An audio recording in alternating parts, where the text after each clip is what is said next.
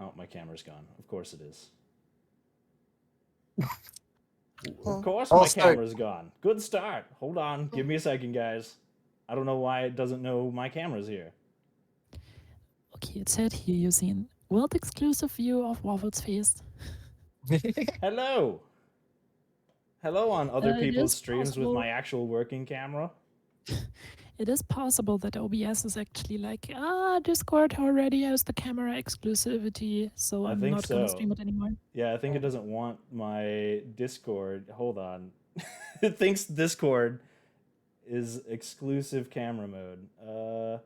Hold The on. thing that you can do is you can pop out Discord's thingy and then turn off the non-camera people and then capture that instead of your camera. Yeah, pop out Discord's thingy.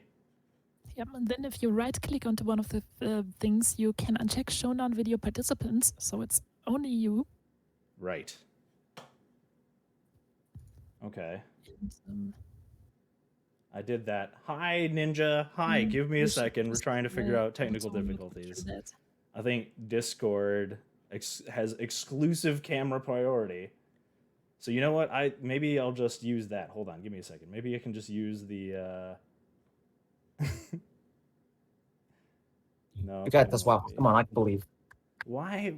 Oh gosh. forgive.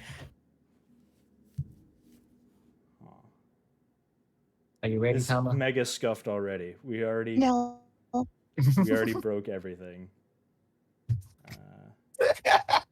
Already?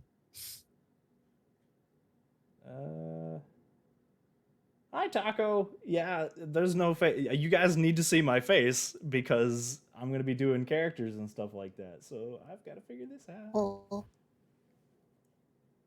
Let me do. Uh.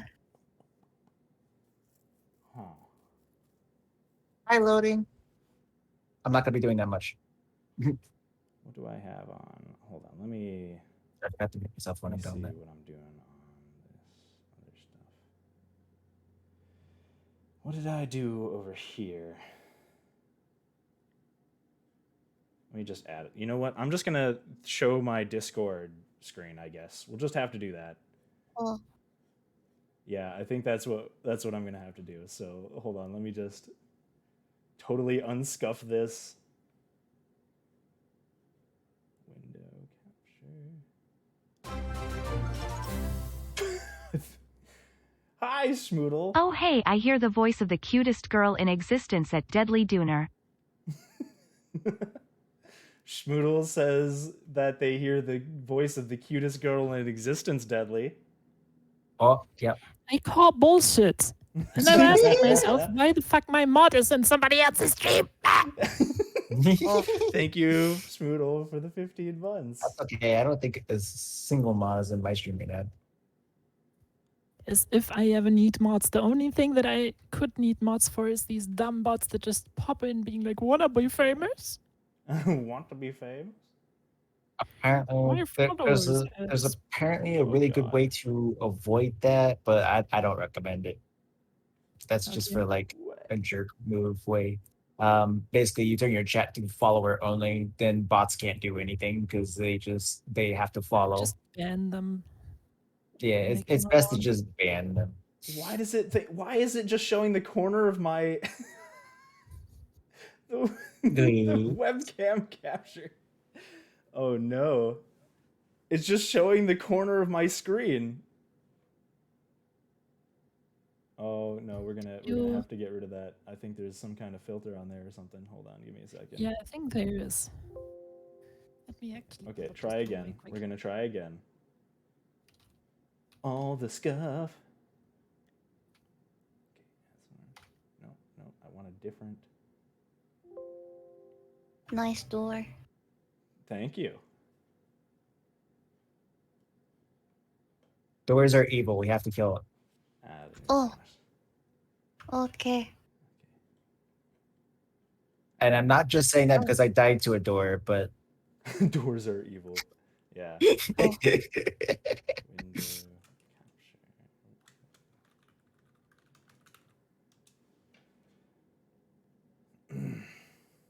nope, that's my... Oh, it's so scuffed. Oh, this is the scuffiest scuff. Let me get my Discord. Hi! There we go. Now I'll just take up the whole screen. You know what? It's perfect. It's fine. You know what? You can see my camera, and that's all that matters. Here we go. I semi-unscuffed it. We're gonna have to deal with this. Hi, guys! Oh. There we go. Can you see me? Such a sexy man. Yes, a sexy, very scuffed man. It's funny because your image is actually mirrored now. Yeah, it's backwards. Yeah, the words are... My chair says egg Remy. Let me see if I can crop it really quick. I'm so sorry, guys. I know you guys want D&D, but you're getting Mega Scuff instead. Because I didn't realize that Discord would be like, no webcam for you.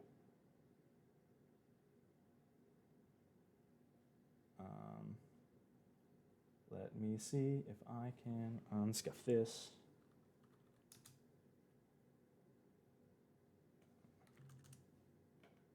Oh, that'll work. What?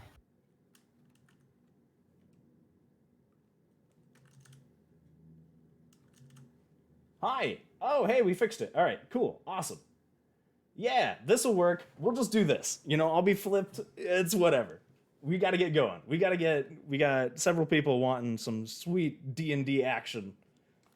And I have been really excited for this moment, guys. I've been so excited. You guys have no idea. Welcome! Welcome, everyone, to the Curse of Strahd! This is going to be a gothic horror themed Dungeons and Dragon adventure. Joining us on this adventure are going to be the lovelies, Aria Oakbell. I want to put your full names out there. Aria Oakbell, Grandmaster Chachi, Deadly Dona, and Tama Custard. Oh. And later on, my good friend Scuffstra, although she cannot join us for a few sessions, but she will be here in the future. Soon. Go ahead. Soon TM. Soon TM. Yeah, exactly. Yeah, mega support for everybody. I've been working really hard on this campaign, and these guys have been working hard on their characters and stuff like that, and I hope we can all have a fun time. A lot of this, for the first part of it, is going to be theater of the mind. Mostly because I don't have any maps for the beginning parts of this campaign, but that's okay. You guys get to stare at my big, dumb, stupid face as I do NPC characters for the next couple hours. It's gonna be great. All right. Yes, I want to preface this by saying Curse of Strahd is an amazing module. It's my favorite module in all of Dungeons and Dragons. I have had so many good times playing this module, and I wanted to share it with everybody else that I could because I absolutely love playing this, and I've done it a whole bunch of times, and every single time something new always happens. Everything's crazy. They just came out with the new Ravenloft. Van Richten's Guide to Ravenloft for Dungeons and Dragons, so I'm super excited to add a whole bunch of stuff from that source book into D&D campaigns. So yeah, it's gonna be super fun. I'm gonna go over here to the right, and I'm gonna flip my camera the other way and fix my face. Yeah, there we go. I'm over here now. Okay. So, without further ado, let us hop into the adventure. Let's get settled in for a story, guys. Stories of rays of hope amongst fields of despair. A story of sparks of life in a world of death. A story of small lights shining amongst overwhelming darkness.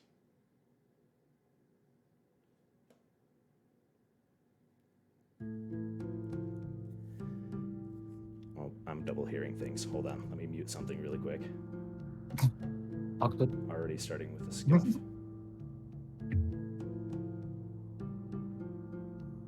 You guys hear the music all right? Everybody good on Yep. that? Awesome. All good. The story begins in the city-state of Maltane, northeast of the Barren Mountains. Self-governing, this city is run by an organization known as the Olmst Inquisition, a group dedicated to the eradication of malevolent cults, otherworldly horrors, and the malice of mortals.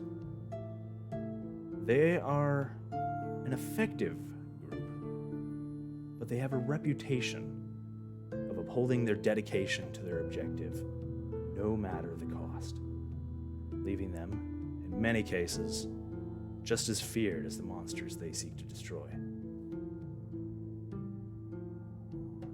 We start our adventure in the office of one such an inquisitor. The office is wooden and practical, with little in the way of interior decor. A large black tapestry hangs behind a paper-ridden office desk, the only real furniture in the room. The tapestry displays the white symbol of a sword crossed over a tome, the symbol of the Olmst Inquisition. A man in long brown hair, receding hairline, stern eyes and face stands, looking down at a sheet of paper. He wears a traditional cloak of the Inquisition, black with even darker trim, fastened together just below the hood by a pin using the same symbol as the tapestry. He looks down at the paper. Guinevere and Botak. He looks forward at the gnome and dragonboard standing in front of him and gives them a critical look over. Do you guys want to give a brief description of yourselves, Chachi and Tama? Just a quick, brief, what your character looks like. Okay, I'll go first. Okie dokie. That way Tama knows a good way to do it. Okay. I, Botak, am standing at a whopping tall 3 foot 3 inches. I am garbed completely in chainmail, maul over one shoulder. The left side of his head is like shaved, hair going down the other way on the right. Nice black hair. He is, for the most part, just a good old deep gnome. He's Good old deep gnome. just very not the most palest of all people, but one that hasn't seen the sun all too much. Kind of a darker hue to the skin, or lighter hue to the skin, depending on how you look at it. Yeah, deep gnome. Yes. Tama? Um, It doesn't have to be a Wait. perfect description. I know I Okay, kind of sprung okay, this on okay. you at the last second. Okay, I'm sorry. Guinevere is a very short, 6 foot tall,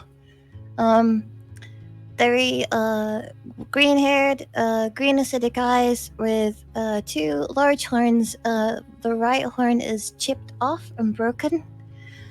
She has black skin and a very thick tail.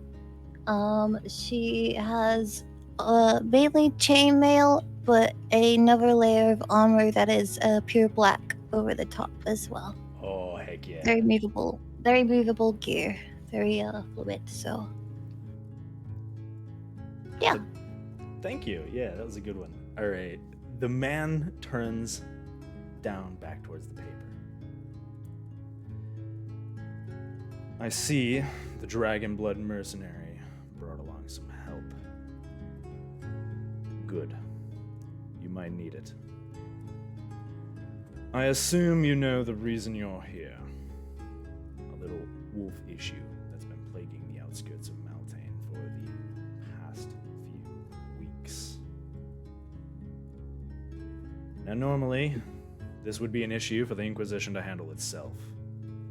He says as he kind of goes back around behind the office desk, sits down in his chair, sort of leans back and steeples his fingers. Any Inquisitor could handle a pack of wolves quite handily. However, the Empire's expansionist war has been leaving undead, unscrupulous groups, and worse in its wake, leaving our forces spread quite thin. As most of the Inquisition is away dealing with greater threats, it relies on me to use outsiders to deal with this annoying wolf problem. You can see he seems to be pretty exasperated by the fact that he even has to request outside help. He seems like a very proud inquisitor.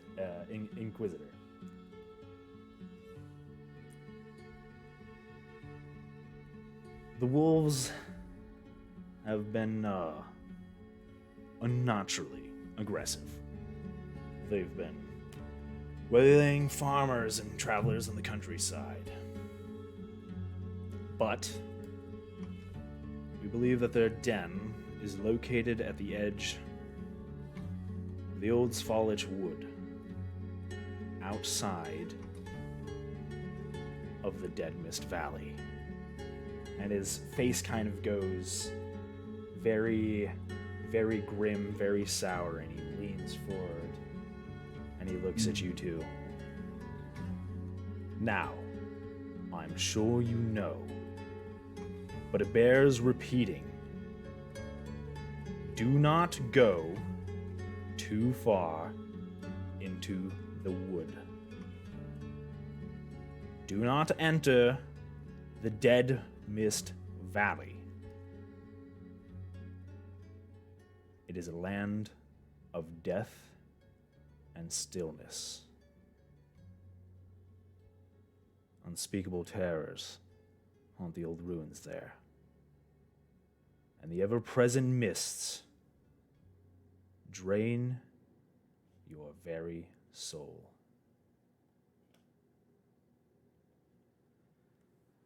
He leans back and sort of begins shuffling through a bunch of papers on his desk. I have your contract here, he says as he holds up a piece of paper. I will pay you 1 gold per wolf ear that you bring back to me. Kill the wolves at the edge of the wood and leave.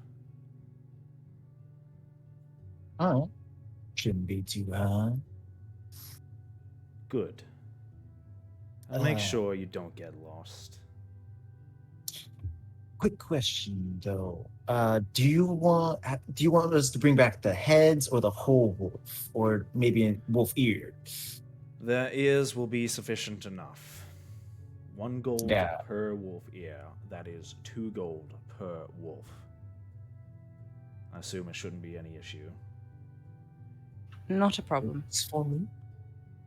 Good. You came highly recommended. I know you've served the Empire quite heavily, Guinevere, over the past several months in their subjugation war. Don't Yes, of course. Any other questions?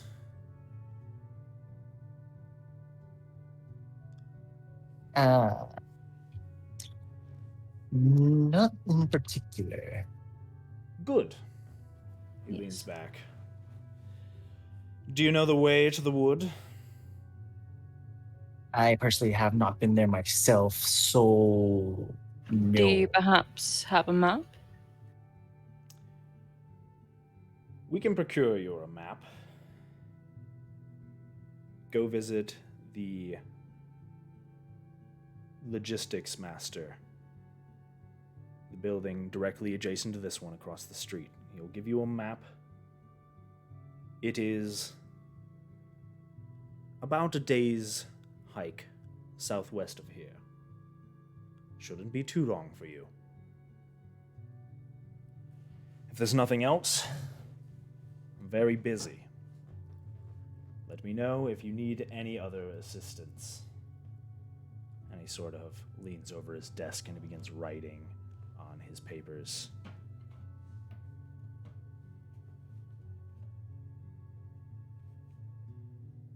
What do you guys do? Do you guys head out of the building, or do you have more questions for him? If we're going to get everything from the logistics building across, I don't think we'll have any reason to stay. Yeah. I think we're good. Okay. Just one last question. Do we know approximately how many wolves is going to be there, or is like what kind of number? Are we looking at like 10? Are we looking at like 20? No more than half a dozen. Okay. You shouldn't have any issue with the two of That you. won't be a problem then.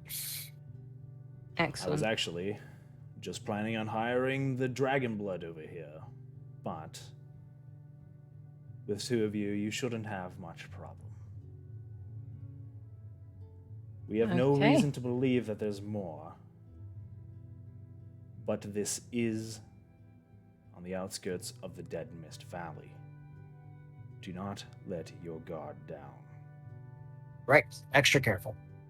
Yes. Okay. Thank you very much, Inquisitor. Thank you. If you need any more help, just call for Inquisitor Vol. I will do what I can to assist you, though I may be busy. Understood. Guinevere, shall we get going? Yes, let's make haste. All right. You walk out of the office and into the streets of Malatane.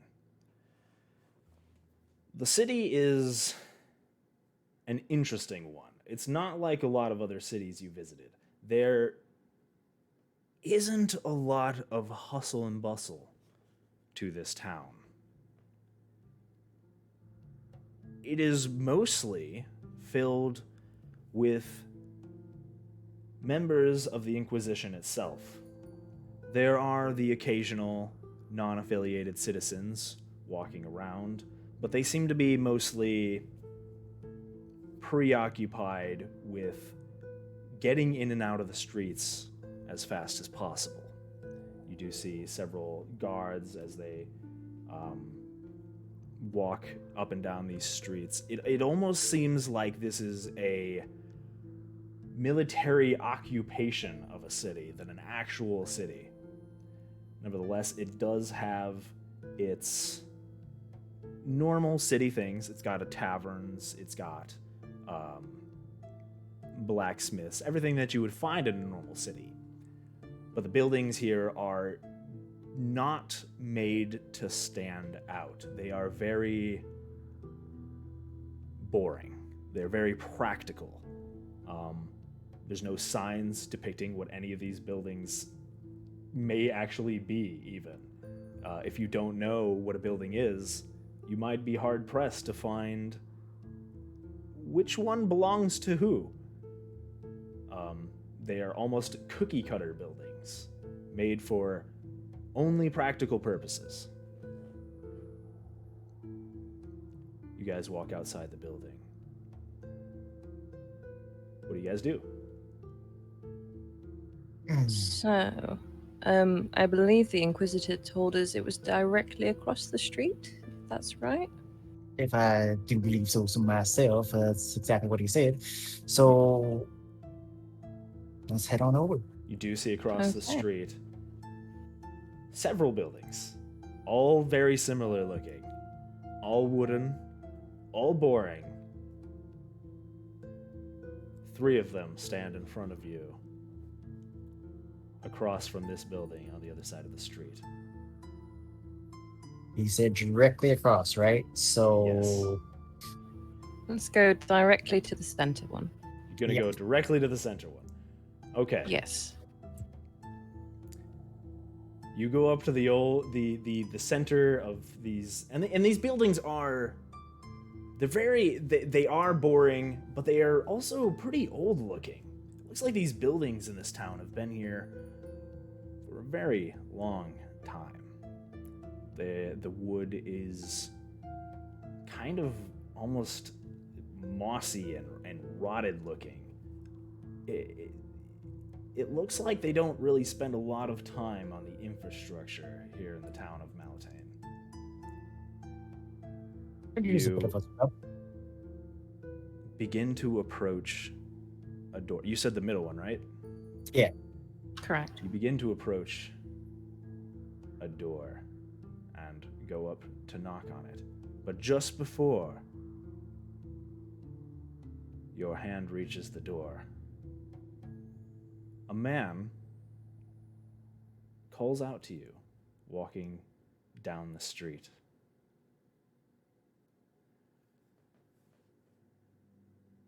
You are going to the old foliage wood, are you not? You swiftly turn around to see a man standing there. You didn't catch him before.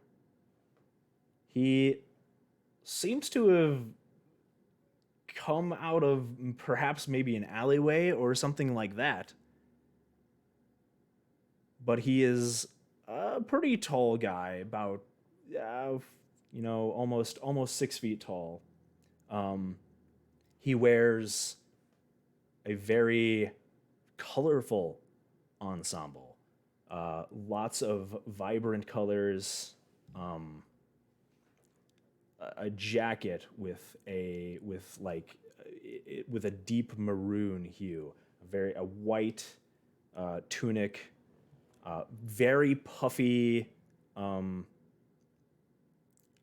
almost very puffy pink breeches, and this goatee, very well kept, well trimmed goatee, and very long set of brown hair, almost oiled and kind of parted in the middle.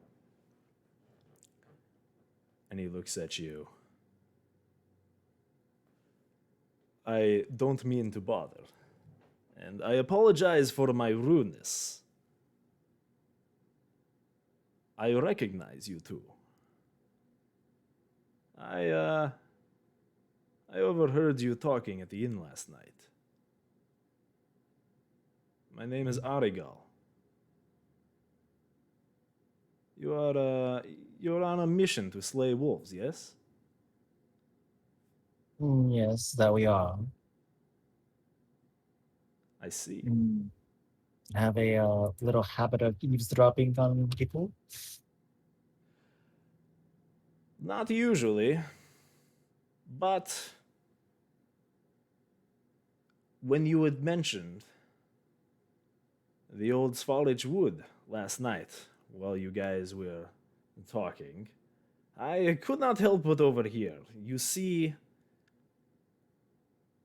I also have something important in the old foliage wood, and I was looking for somebody to guide me there.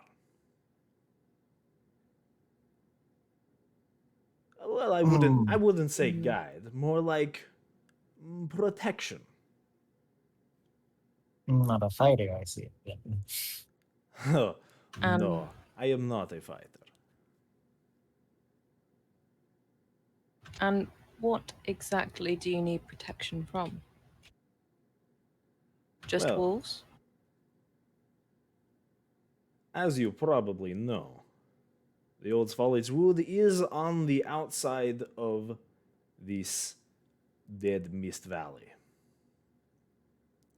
And I know this wood well. I've been to it several times.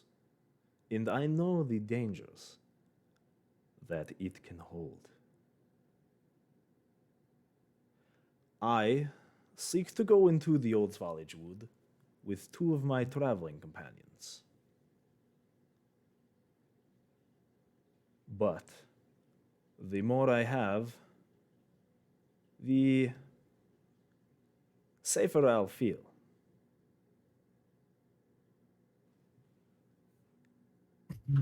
That is And understandable.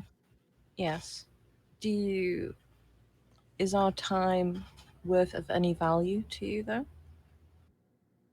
Yes, what's in it for us? He kind of gives you a sly grin. I know where these wolves are that you seek. Perhaps I could lead you to them. In exchange, I get protection. And how can we trust you? Well, I know these are dire times. The war that is going on has left many untrusting. But there is not much I can do to guarantee that I am 100% trustworthy.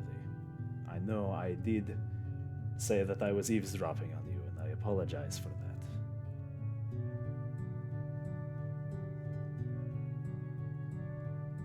But Oh, I go would on. like you to hear me out and hear my story. And maybe I could gain your trust. I have a small hidden camp on the outside of town. Perhaps I could take you there. You could meet my companions, and I could let you know more. Hmm. Well, this sounds all good and merry and all, but we kind of need to get our map of the area first, right in here, you know. So course. if you could just maybe wait right there, Guinevere, do you think this is a good idea or not? Well, if all else fails, then I think we'll be fine. I think we can take him. That's my only issue. Slight look of trust due to the eavesdropping, but I can look over it in this instance.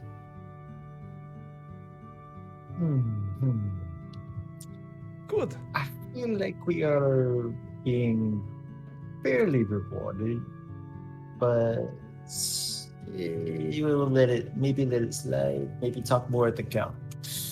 Yes, I would still acquire a map just as a backup, just in case. Also, it would help us validate his trustworthiness if he is leading us the right direction. Please. But like motion for her to bend down so I can whisper in her ear because I'm not gonna. Oh, pardon, sorry, let me get on my knees. There you go. We also want to like maybe try and get something else, because we could just use the map and get the wolves for ourselves, so it's good for double check, but maybe just a little bit of money on it, the side, Either money or something of his own value. We can use it as a holder. We could like talk about that at the camp, try to get more information thing. But let's create this map first, though. Okay. Yes, of course. Excellent. Okay. I will be waiting here. Yeah, you just wait right there. We're gonna turn around and like go and knock on the door. All right. You guys rap on the front door of this wooden building. hear a voice muffled from inside. Come in, come in. Reach up and grip and go in. I got it. Okay. I reach up and get it. I can still reach the doorknobs. I got it. Oh no. You open the door, and it kind of a creaky door. Kind of hasn't been oiled for a while. It's kind of like,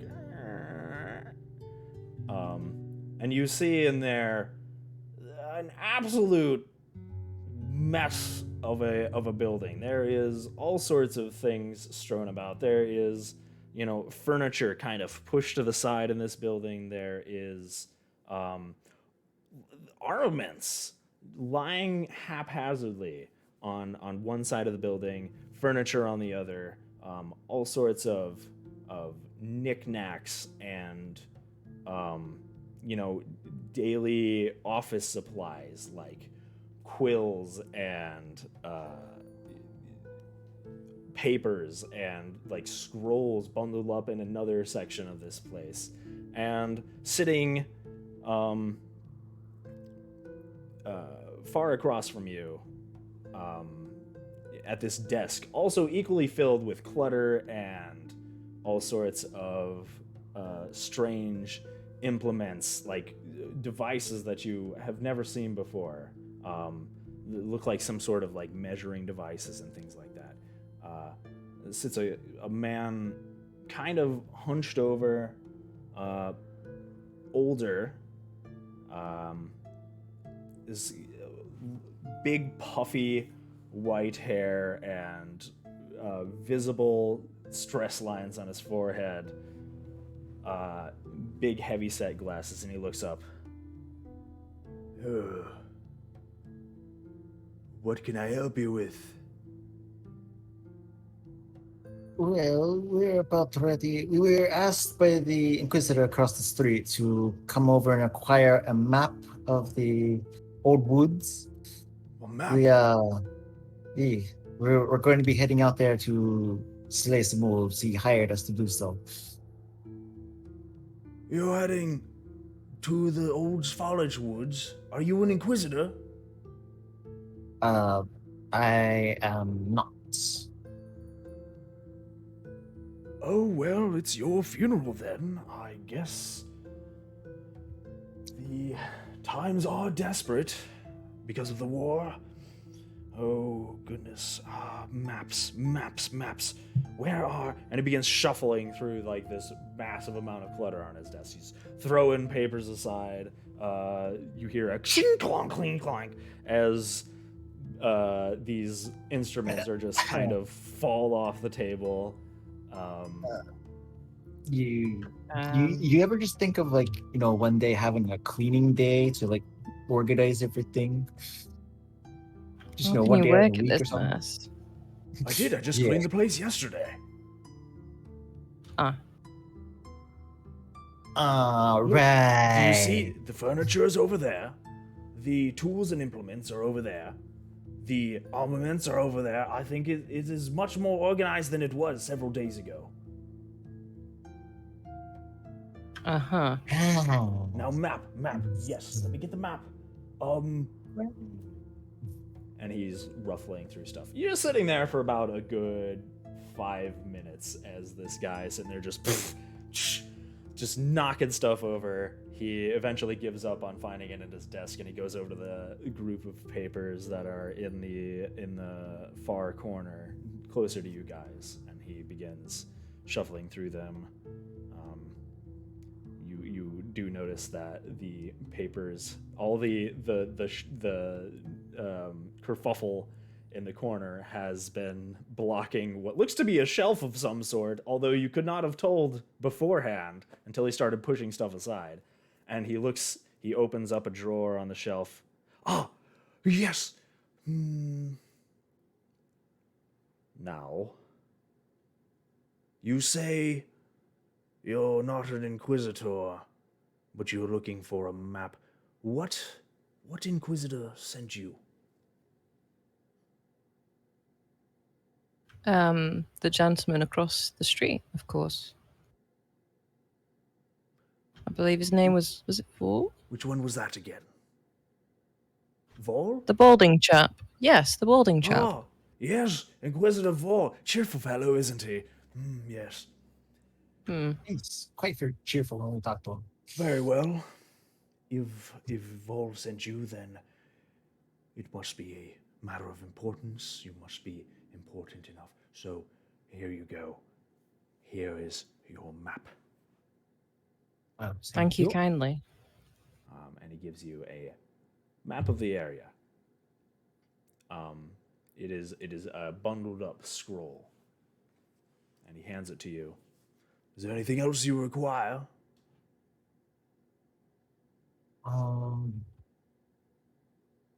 Looking around at this place, does he have anything for sale that could be useful or anything?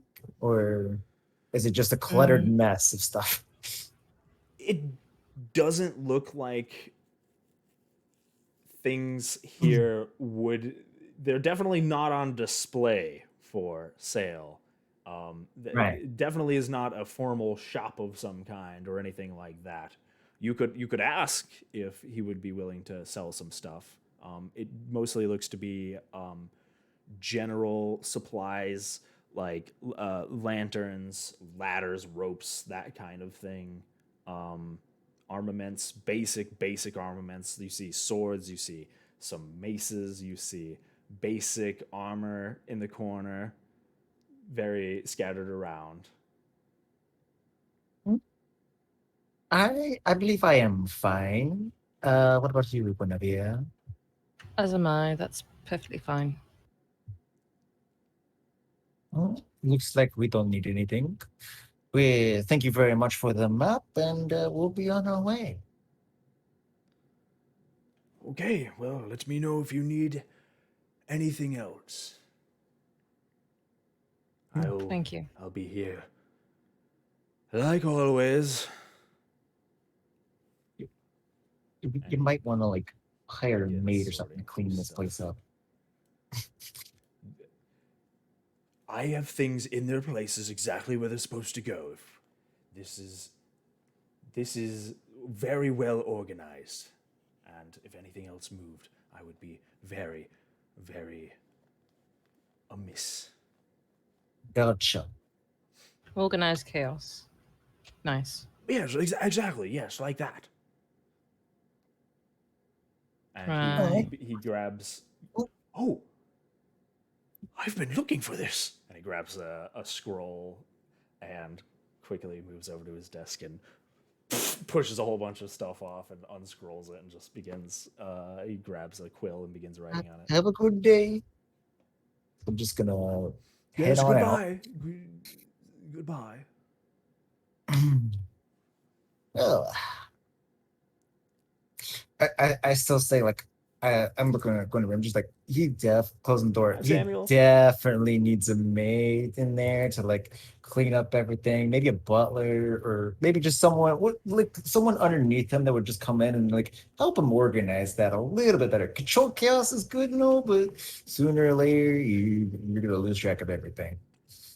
I think he needs more than that. I think he needs a whole fleet of maids, to be honest. Well, we see the guy that was talking to us before, right? Yes, you go outside and you see Aragal standing there, arms crossed. He's sort of checking his fingernails and making sure they look nice. He sees as you exit the building. Ah, did you acquire the map that you needed? Yep, got it right here. Very well. Now, we need to get somewhere where there aren't so many ears. And he looks Okay. around, kind of seeing kind of suspiciously if anybody's watching or anything like that. Come, follow me. I will lead you outside of town. You guys follow him? Right behind you. Okay. For now, right behind you. Yeah, right behind. Okay, you guys follow him. He leads you out of this city, which it actually takes you quite a bit to get out of the city. It's, despite the lack of general decor in any of the buildings, there's a lot of buildings in this city. It seems pretty large.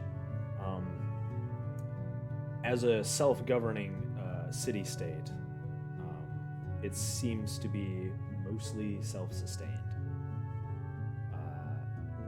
There are marketplaces and shops and stuff like that, just not very decorative.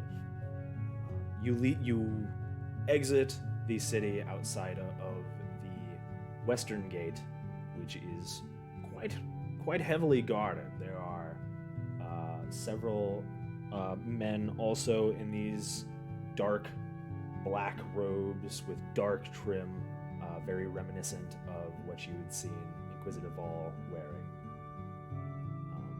They kind of eye you as you go, but otherwise don't interfere with you.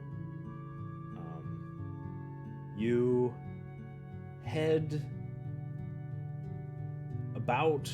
It takes you about an hour or two outside of the city walking along a very boring dirt road. It can hardly even be called a road. It is very not well traveled. It is little more than a bunch of stamped down grass amongst these fairly flat kind of terrain. It's very plains. There's not much here, but what you do see off in the distance, rising up above these plains, are these very, very tall mountains. They sort of loom threateningly over the rest of this flat land. Eventually, you arrive at what looks to be a small outcropping of trees, kind of split off from a smaller wooded area. And as you get closer, you begin to see a little campfire. And around this campfire, you see two people. What looks to be... You can't really make them out at first. They're just kind of silhouettes against this campfire. But as you get closer, you begin to make out their shapes. One looks to be a race you don't recognize, and a tiefling of some sort. You get closer, and, well, Deadly and Arya, do you want to describe your characters as you guys get closer to this campsite? Sure. Arya, do you want to start? Sure, why not? So the tiefling is very purple.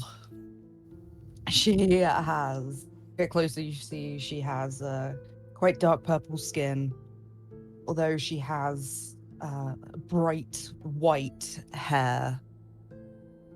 And you can see that she does have horns, although she has tried to tie her hair around her horns to disguise them a little. And she is sitting, playing with a deck of cards, shuffling with one hand, listening to the music that her friend is playing. Yeah. And this friend, the second silhouette next to the campsite, she is a, I would say, medium-sized, about, where the fuck did I put that? About 175 centimeters tall. Okay. I have no clue what that is In imperial American? units. I do. That's like 5'8". It's 5'8". Yeah. Thank you, Chachi. Medium-sized, relatively thin-looking silhouette of a race that is indeed very interesting looking. Her hair is tied together to a ponytail. It's long and silver, and if you guys look into the Discord channel, there actually should pop up an image of her. Her skin very light gray and pale, up to the point that at some point you can see blue veins below it. Another interesting feature about her is that she does not seem to possess a nose. Just two little slits in her face that she seems to breathe through. She is clothed in some light but decent looking clothing, and in her hands she holds a lyre, a wonderful instrument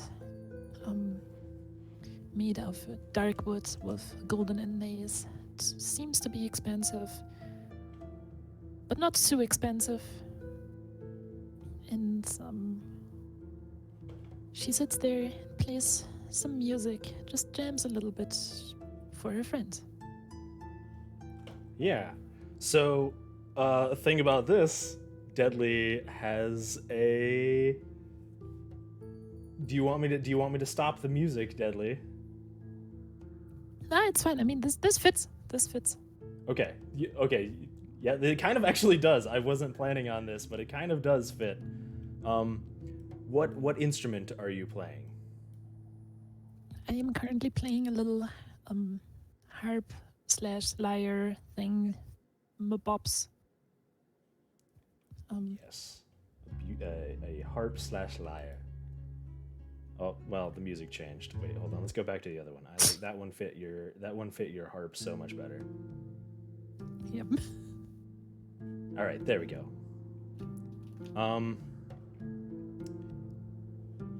You guys see these two characters sitting around this campfire, kind of playing some very calming music. They don't seem to be talking very much, but kind of enjoying the music. You approach the camp with Aragal.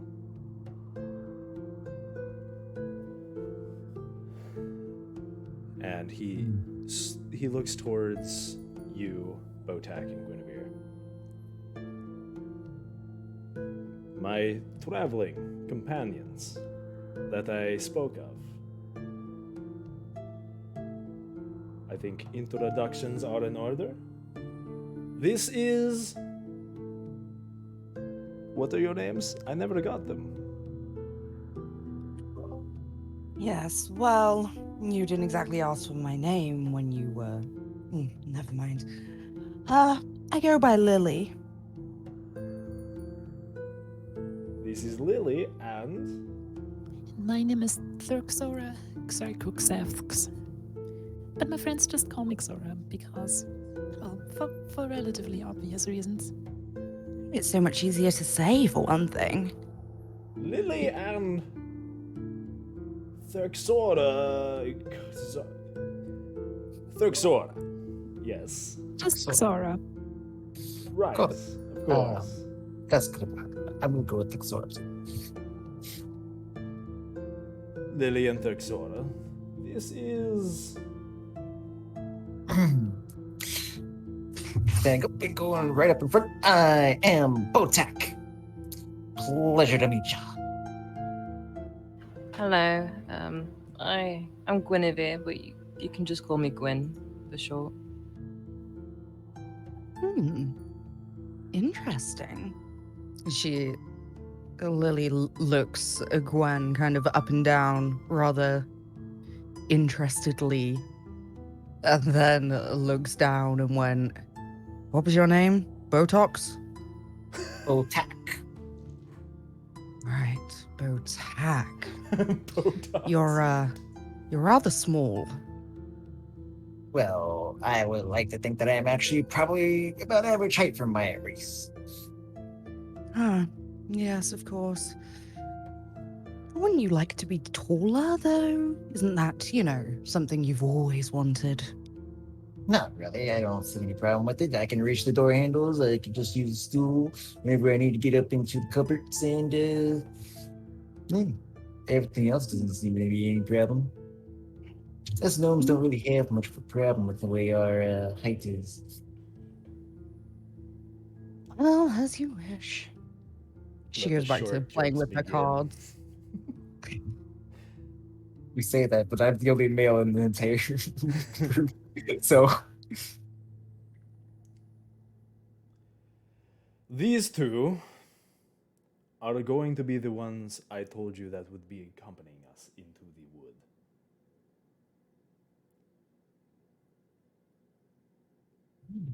I apologize if things may seem like I might have overstepped my boundaries with listening in on you, but I assure you, it is just because I look to seek as much protection as I can get going into these woods. They are known to be host to many creatures. It is as somewhere directly adjacent to this misty valley. It is somewhere that I would rather not take my chances on. yeah, understandable. We were told it was a pretty dangerous place or whatever. So, probably one as good as that sort. My only question is, why didn't you get like one of the Inquisitors to help? He sort of kind of looks down a bit and seems to be little. He looks over. He looks down and then looks over his shoulder and kind of looks around again, kind of suspiciously. You see, the Inquisitors are, well, the rumors, Assholes. to put it lightly. Yes. They do not appreciate outsiders getting anywhere near the valley. They don't really appreciate insiders getting anywhere near either. That is true. They don't take lightly to anyone messing in their affairs on that part of the countryside, you see. It is highly guarded, and anyone who enters this dead mist valley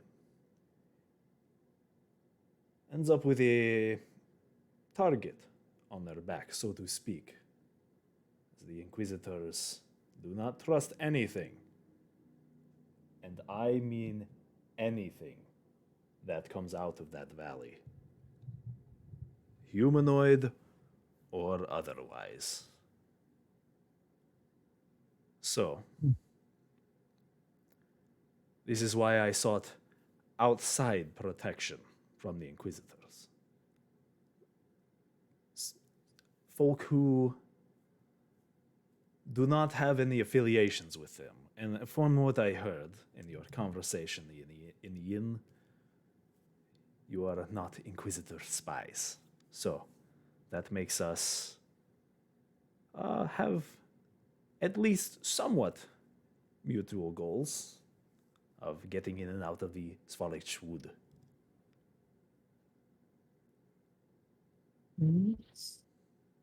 Yeah. Trying to earn some coin is never an easy task when there's not much to do around. So we're glad when this job came up. Of course. And I assume he looks to both Thurxora and Lily. That you guys, that you are not worried about this wolf bounty that they are seeking. These two have other priorities in East Foliage Wood. Worry not, your bounties will be your own. I mean, if there's an epic fight that I can sing about, I'm more than happy to do that. Yes. Your money is not of any value for me. Money doesn't bother me either. I'd rather get as far away from that city as possible. If I can help in a fight or two. Well, I've been trying to help others lately, let's say. Then we are all friends then, yes? Yes, Vadim, Arigal. Wonderful. Sure, why not? You have that map, correct?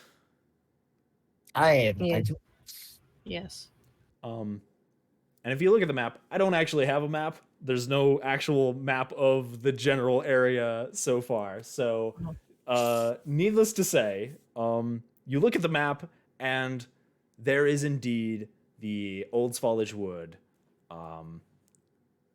You would say about, looking at this map and assuming everything's to scale, the Old Svolage Wood would be about a day's travel from where you are at currently. So it would take a little bit to get there, but it's mostly easy travel. It looks to be mostly plains, nothing too crazy, until you get to the wood itself, of course. You see on the map is there's Malatane right there, the Old Svolage Wood to the southwest, and then right directly to the west of the Old Svolage Wood is a kind of like a red outlined area, sort of shrouded in mists. And it says, "No entry under the jurisdiction of the Inquisitors." In this sort of mist-covered place in between the two forks of the Barren Mountains.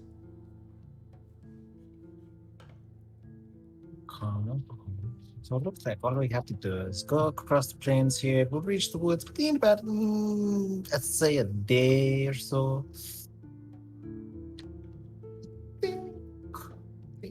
We could leave now, or we could get supplies. What's everybody's opinion? I have everything I need, and if I ever have to step a foot back in that city, it will be too soon. So, either way, I shall wait for you. I myself am pretty good on the stuff that I have. I believe I'm adequately supplied. Good! Then, shall I take you to where you need to go? Thurxora, Lily.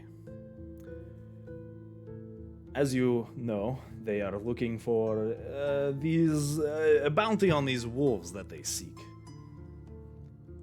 We'll be making camp in the wood itself, and I can lead them to this wolf den, where they seek to slay these wolves. Is that acceptable to you? I don't see why not. Yep, same here. I don't see an issue with that. Good! Then we shall make our way. And he the camp that you guys are at consists of a basic fire, nothing, and a small, I want to say a small makeshift style tent. It's literally just a couple animal hides propped up by sticks. It's nothing. It's not very fancy. It's not very considering his very well manicured facial hair and outfit. It's a very stark contrast to the way that he seems to present himself. Sort of this very rough, basic camp.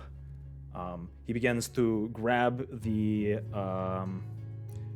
hides and a few other materials that he had out for camping, and begins to pack them away. Now, shall we be on our way? Ready when you are? Yes, let us make haste then. Good. It will be about a day's travel, so get ready for a bit of a hike. And he begins to take off in a southwestern direction towards the old Svalage wood.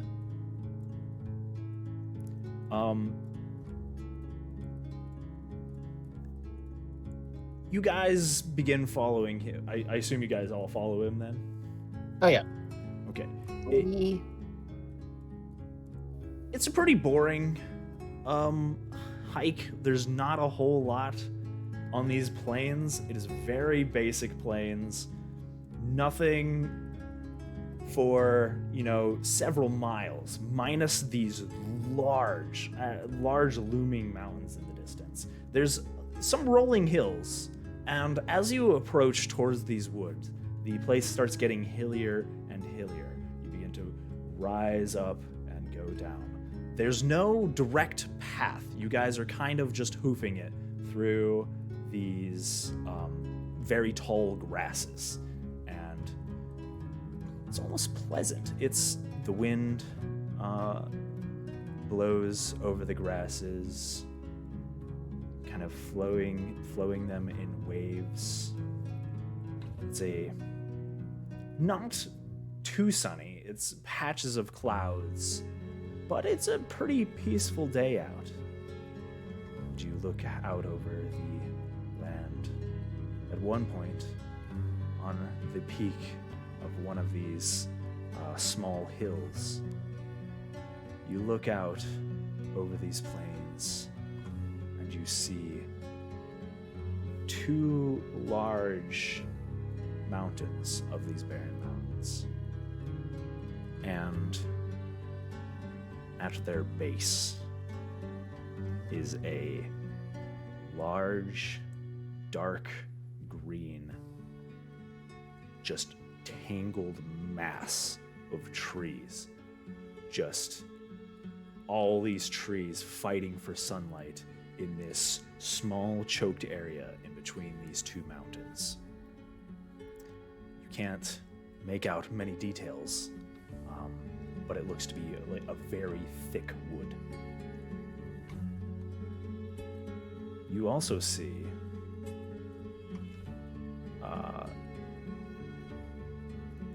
pouring down as these mountains go farther back. And these two mountains that are, hovering over this old Svalage wood.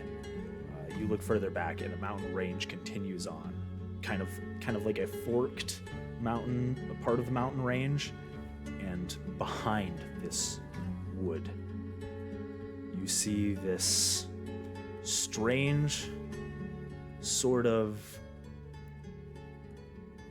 white clouds kind of streaming down from these mountains. Very pretty, but also kind of eerie in a way. These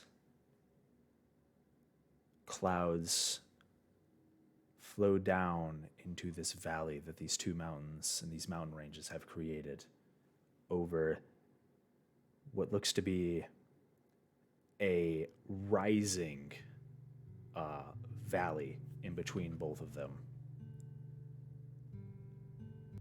The valley is mostly filled with the same trees as this old Svalich wood, but there are less dense areas. There, it seems to, as it goes into the mountains, it seems to, the cliffs begins to rise up. There's a lot more hills, and it kind of goes higher and higher as it reaches further into these mountains.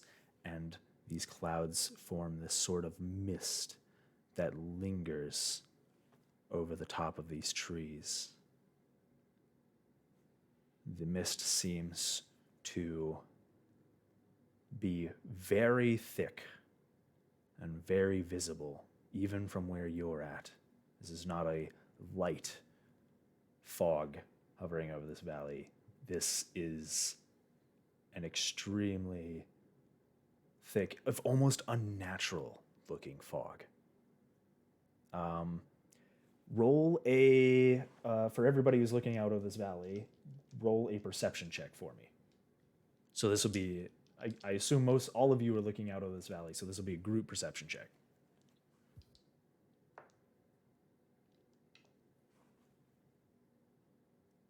Go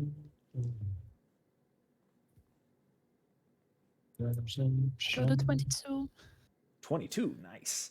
Wow. Mine's rolling. It finally landed on its number.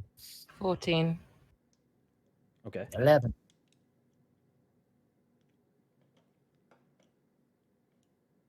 And Daria, what'd you get? 15. 15. Okay. Visible to Thurxora and Lily. You're both peering out over this valley. And you see, though it's well hidden by this mist and kind of peeking out over the top, just barely, you see something peeking out past this mist. A very large structure. What you assume would be a structure. It kind of looks unnatural compared to the trees and things that you see. Though you can't really make it out from this distance. It seems to be the ruins of a building of some sort. It kind of collapsed in on itself. And the mist roils around the top of the tower on one of the towers on this ruin that you see before you. And you kind of begin to look over the valley, and you see another ruin and another what looks to be a ruined building. Though you can't make out exactly what these structures are, but it seems to be a very unoccupied valley. There's not much going on there. It is a place of ruin, just as what was told. You see Aragal standing beside you all, kind of looking over the view as well. He looks to you both, or looks to all four of you actually.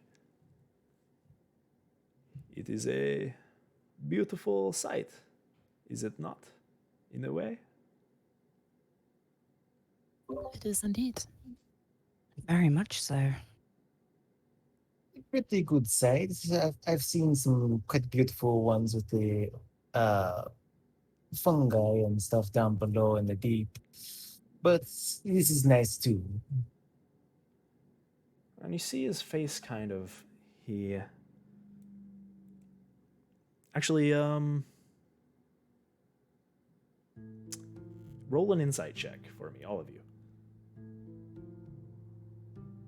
we're using the D&D Beyond, the Cursed Strahd now, the roll 20 brain, because Is it being? yeah, Is it being is. dumb? It's being real big dumb. Yeah, I'm sorry if there's any kind of scuffage. We're using D&D Beyond instead of the Roll20 stuff and the D&D Beyond. Chachi's been having trouble with it. It's not rolling his dice correctly. It is going extremely slow. Like people could see exactly how slow it is if I click on it. But so it's insight. So let's see. All right, with the roll I got there, that'd be 16 total. I got 17. 20. He got a 6.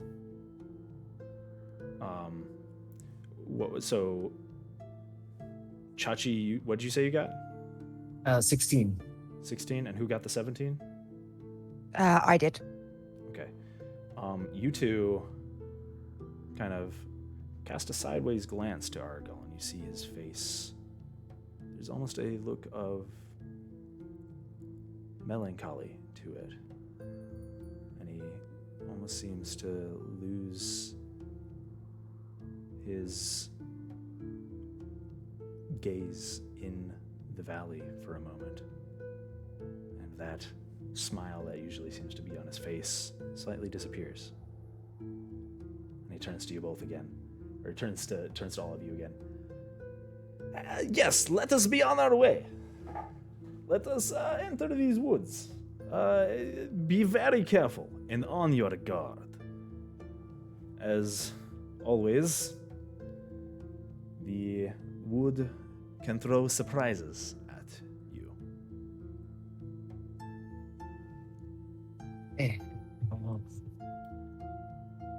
And Pretty sure I can know what surprises. So let's go. He begins to head down the hillside. If there's anything you guys want to do while you're traveling, or is there anything you guys want to do while you're traveling or anything like that? Or you just want to follow him and get right there? I would try to get a closer look from the distance at the ruins. Okay. To, on one hand, figure out if I know anything about ruins in this area, if I could possibly find out a little more about who made these, when they were made. I also would put focus on another thing that I DM'd you on Roll20 Waffles. Okay, give me 1 second. You DM'd it directly to me? On Roll20. Oh, okay, yes, right. Yep.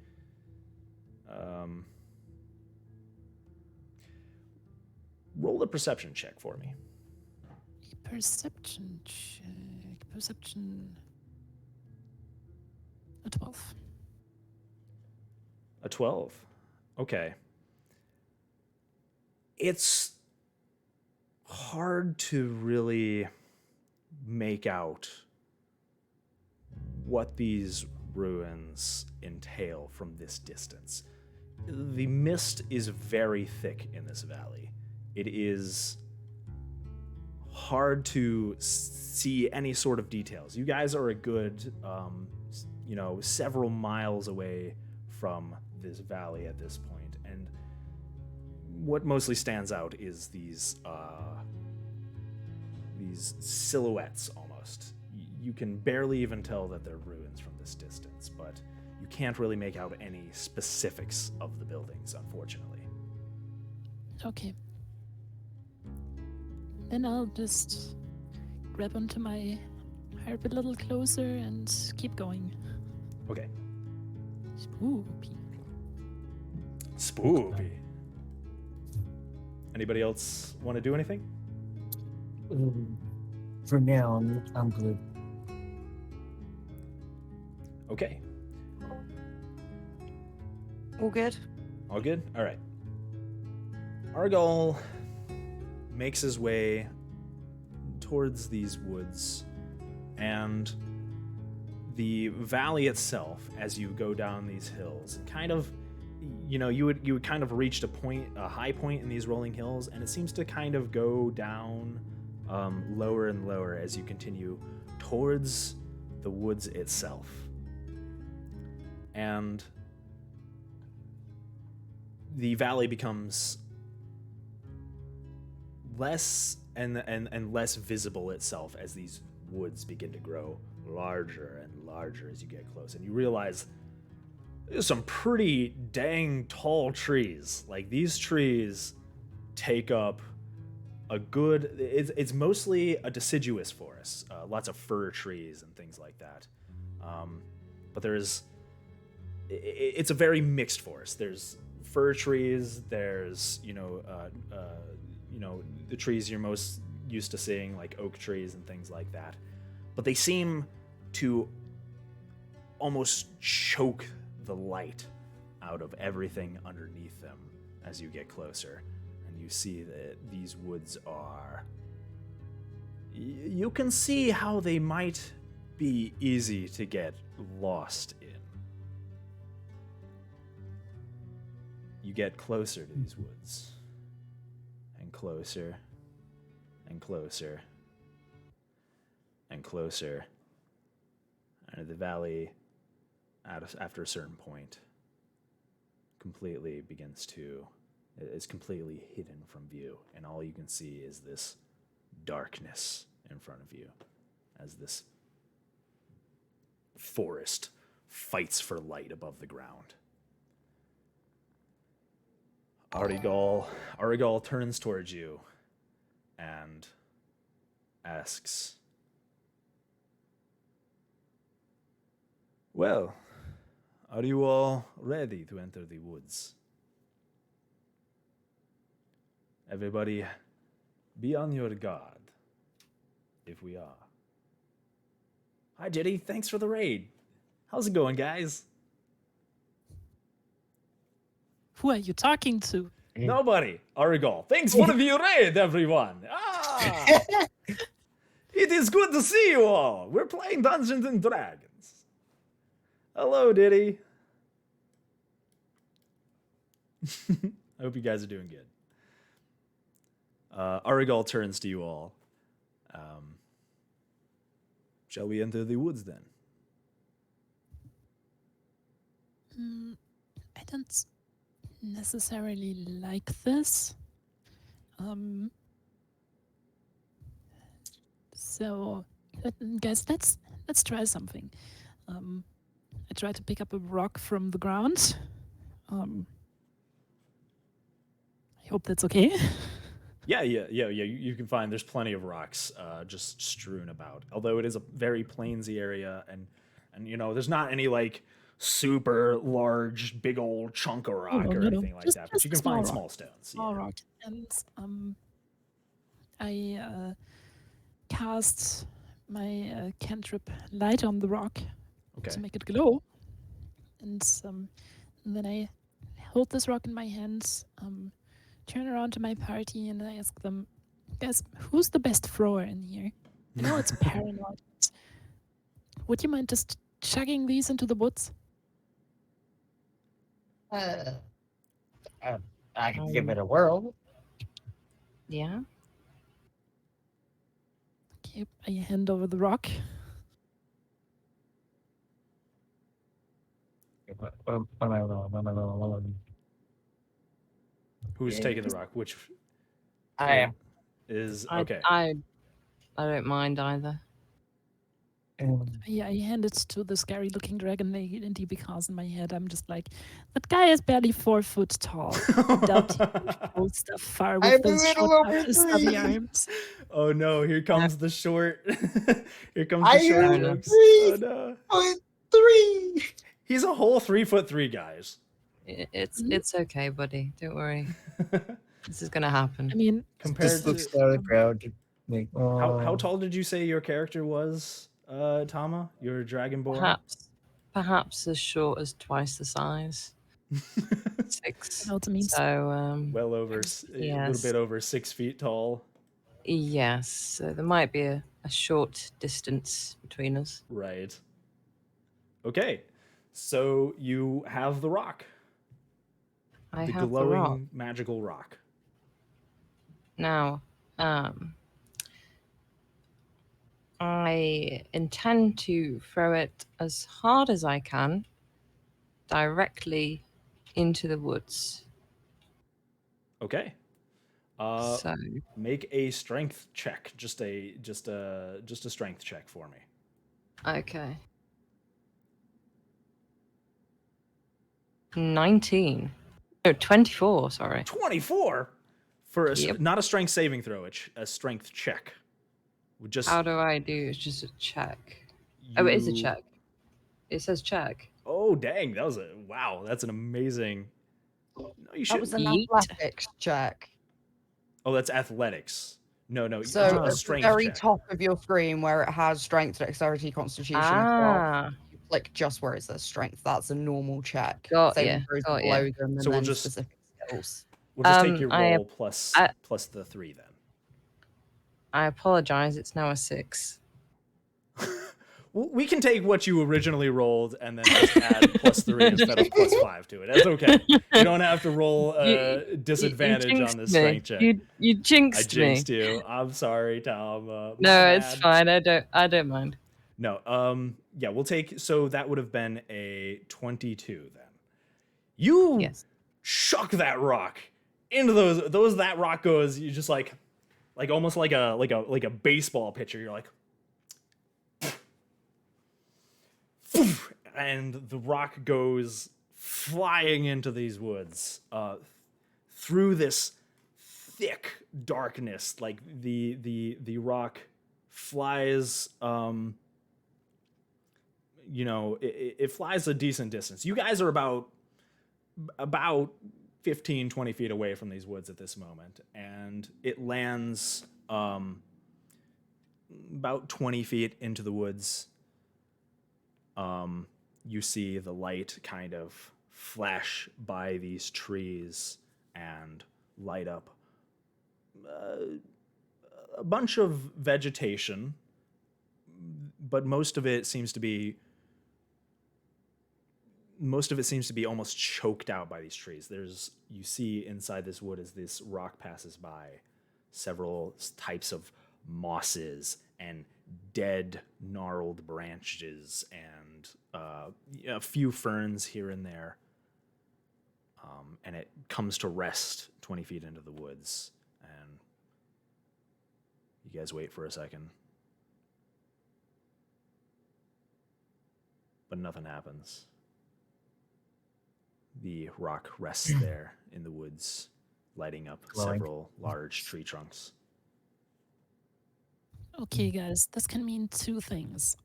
Either we are very lucky because there's nothing in there, or we are very unlucky because whatever is in there is not stupid enough to fall for a glowing rock. Or hear me out, okay?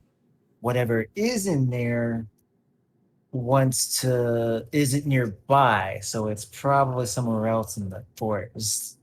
Because this is the big forest by the looks of things. So may not even be around here. Yeah, that's what I meant. When I said nothing is in there, I mean the near vicinity. It would be kind of stupid if they sent you hunting wolves in a forest where nothing is in there. You know? Mm-hmm. Lily is gonna kind of look around the area or the entrance of the woods and see if she can notice anything that she would recognize as being Inquisition traps, setups, anything that might alert them to people being there. Roll a perception check for me. Yeah, you can totally do that. Wow, that's a 9. You look around, seeing if there's any sign of the Inquisition in general. You would know that they would probably be patrolling this area pretty heavily. But from what you can see, you kind of glance back and forth. You look into your one section of glowing spot in the trees. But you don't see any signs of Inquisition or military presence of any sort. It just looks to be the plains, the forest, and the valley behind it.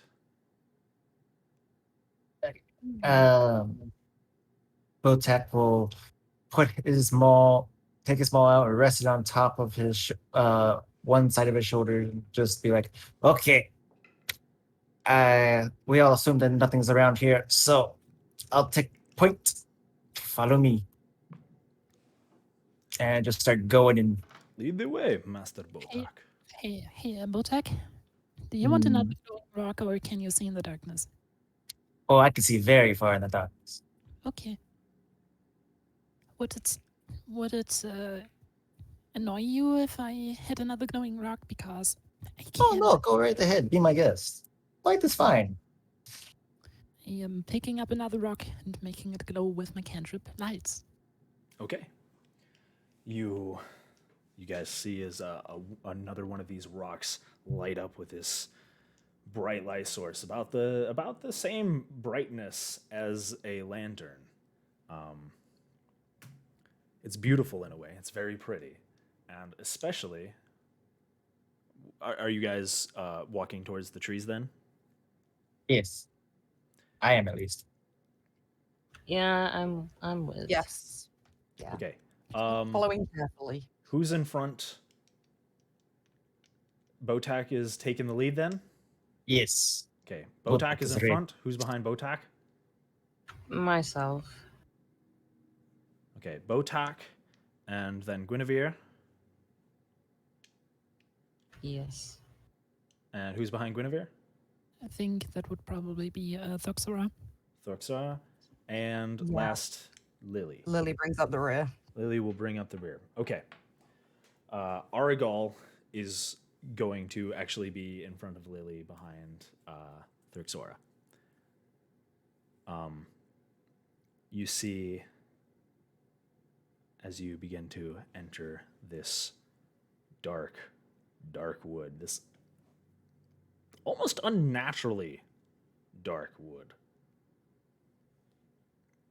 the light from Thuxora's stone bounces off the trees, the mosses, and it's very pretty in a way. The forest is vibrant and green, but very lightless. And Botak, you have no trouble with this. You can see pretty far in the dark. You are a deep gnome. Oh, yeah. You are used to the dark. You're used to dark environments. I have 60 feet of dark vision. I have 120. Also, yes, you also, Lily, you don't have too much trouble in this dark environment. And this isn't even dark by like dark standards, right? There's still a little bit of light going through. It's not completely choked off from light. There is still a small amount of light in the area, enough to, you guys aren't just going to be tripping over things and things like that, especially with Thuxora's bright rock glowing and lighting up the area. You guys seem like you have a pretty stable check on the woods, but farther than 60 feet starts to become, and even if you could see farther than 60 feet, there's almost nowhere to see past that distance, for the trees are very thick, and you can't get more than 30 or 40 feet before you can't see any farther from just the sheer amount of trees and branches and dead things and mosses that are in the way of your vision. I've got actually a picture here I can show you. Ooh. Never mind. I don't have a picture I can show you. Oh no. I screwed it up, and it is not in Roll20 right now, but I'll show you later. Yeah, I don't want to spend several minutes uploading and figuring out the picture. So, just know that it's a very moss covered, very dense woods, and these trees are big. Like they are thick. They are round, big old trunks. Waffles, do you have the PNG? You could send it to me. I don't actually have it right Okay, now, that's fine so then. I would have to go find it again. So I was just gonna say I could probably like open it up in a tab and show it to people, but that works. No worries. Bye, Edge Crusher. Have a good one. Who's Edge Crusher? Edge Crusher, you know who's right next to us? Them some thick trees, yes. We didn't invite them. No, Edge Crusher. Edge Crusher, I'll see you later. Have a good one.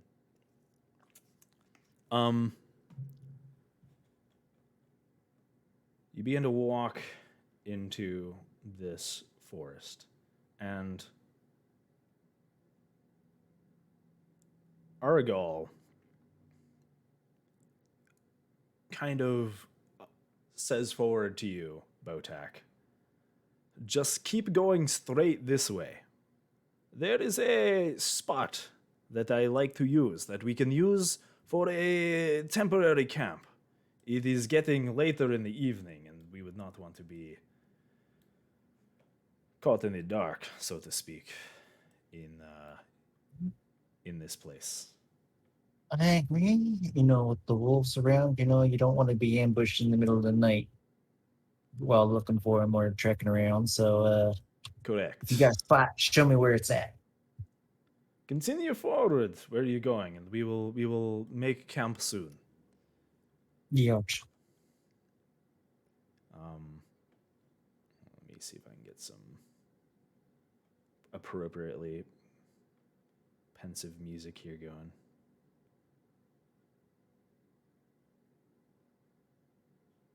No, that's not the right one. Actually, yeah, we'll just play this one.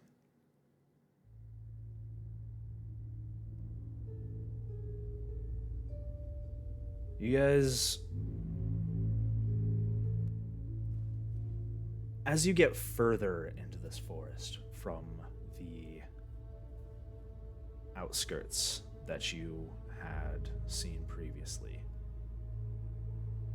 the trees seem to become less vibrant.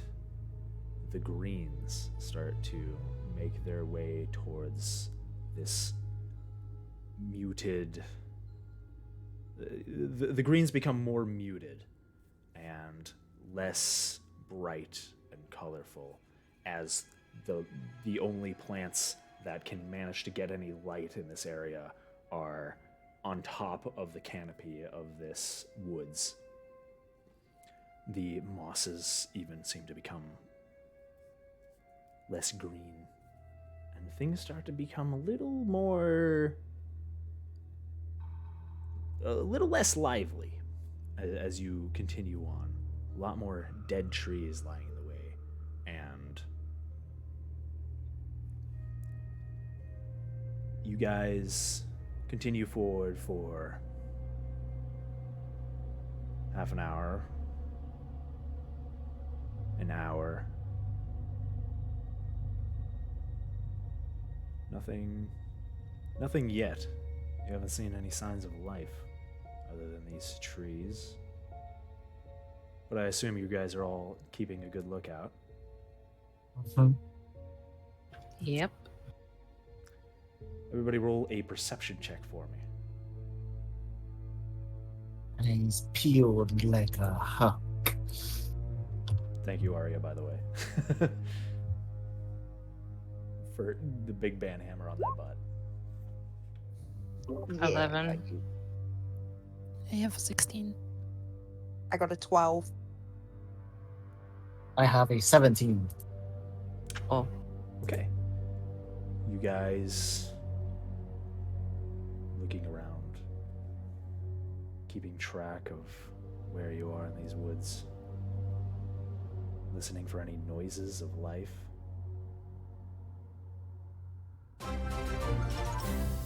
Forgot I don't have sounds on. I gotta turn alerts off really quick.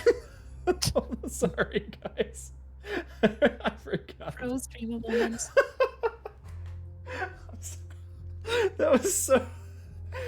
It was just like looking around in these woods. They're spooky and dark. Bum bum bum bum bum bum. Thank you, Diddy, for the 14 months. I appreciate it. I'm sorry. I'm sorry, guys. Suddenly, Aragal pulls his pocket marching band Yeah. out of his pocket. Brum, bum, bum, bum, bum, thank you again, Diddy. Getting back into it. You look around through these trees, listening, watching.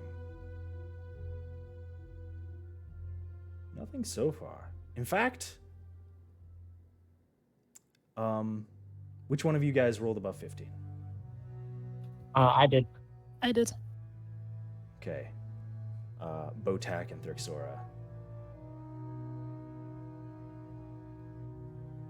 Paying attention and listening to the sounds,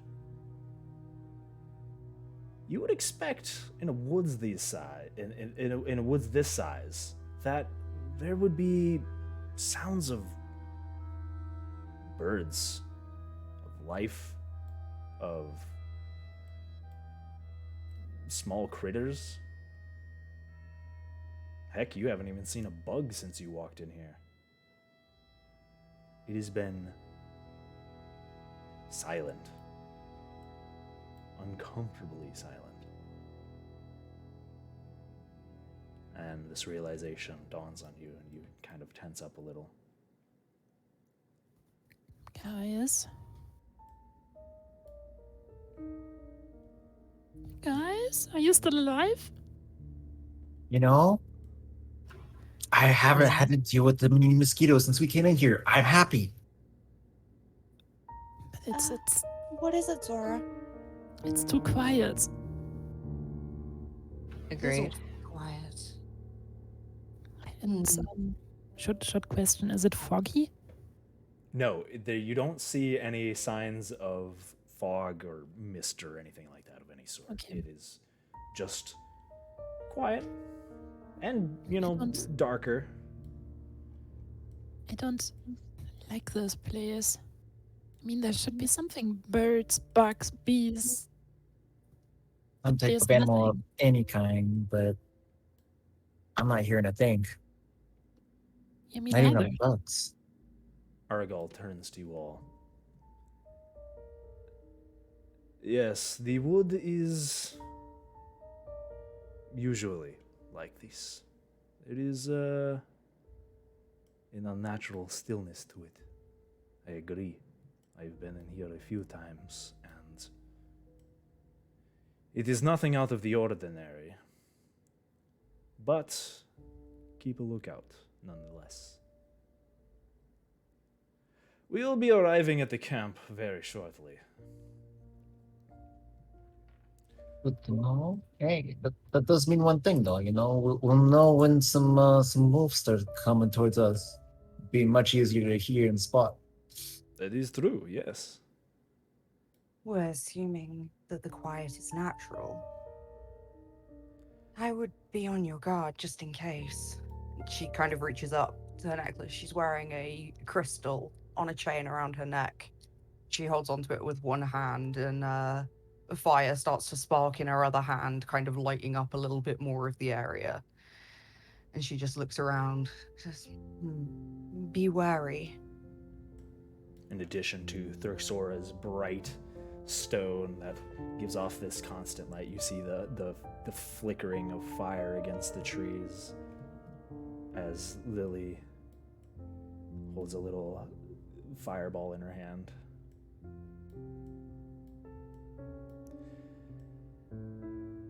It's about another 15, 20 minutes before ahead of you in these trees, you begin to see it. Light. Or at least a small semblance of it. The sun is going down. It is starting to become evening. And an orange glow sort of rests on this clearing in front of you, about 30 or so feet in the distance. Ah! It is just up ahead, Aragal says. You've been saying that for the past hour. I apologize. I know these woods can be, Scary? that is a word for it, yes. Well, it seems we've almost arrived. We should make haste and hope that we can see our surroundings a little better. I'm still slightly disturbed by the lack of any sort of presence other than our own.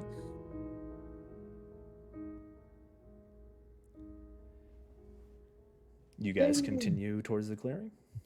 Peace. All right. You guys make your way towards this small... It's not very large. It's, maybe about 15 feet in diameter, mostly. A very rare spot of opening in these trees. And the sun is going farther and farther down, and light is becoming less and less apparent here. We should make camp as fast as possible. Somebody, let's make a campfire and set things up, and at least have a place, establish a base of operations, so to speak. Yeah, the perimeter and some tents up. Yes. Lily will look for some wood to start the fire. It's one thing she knows how to do. Okay, so we've got Lily on survival duty, campfire duty. Botax gathering wood. What are you doing, Gwyn and Thurxora? I probably would say checking the area, just for in case any signs. Roll a perception check as you kind of go through the area and make sure that there's nothing Okie dokie. watching you. 5. Seems pretty cool. Like, there's nothing. It's just trees. It's trees and moss and dead stuff, and you think this place is pretty safe. You listen for a little while. A lot more nothing. Okay. Lily, are you doing anything? Or not Lily, Thurxora. I'm going around having a look at the spot and trying to figure out if the clearing is of man-made or of natural origin. Okay. Having a look at the trees, see if everything is okay with them. Are you getting up close and kind of being like, and, try to, seeing if there's anything unnatural about the area then? Yep. Roll a survival check for me. Survival. A 14. 14. Yeah, okay, 14. You look around, trying to see if there's any sort of unnatural element to these woods. You're pretty familiar with woods. You've had to camp in quite a few woods, and you know what should and should not be around in areas like this, in a natural clearing. You do actually see signs of, it looks like branches have been moved over. There has been snapped twigs. You do catch a few signs that this has been purposefully cleared. This is a place people have been before. Hey, Arigal. Yes. Did anybody clear this place Do you know anything about how it was made? Is it some form of, I don't know, lumberyard camp or the lumberjack camp? What is this place? Well, I can assure you, I do not know of any lumber camps in the area. People tend to stay away from these woods. But yes, you see, I'm not alone. Many times in these woods, I've had companions with me, and they have helped me clear this area. I have used this place more than once as a site for us to rest in. Okay.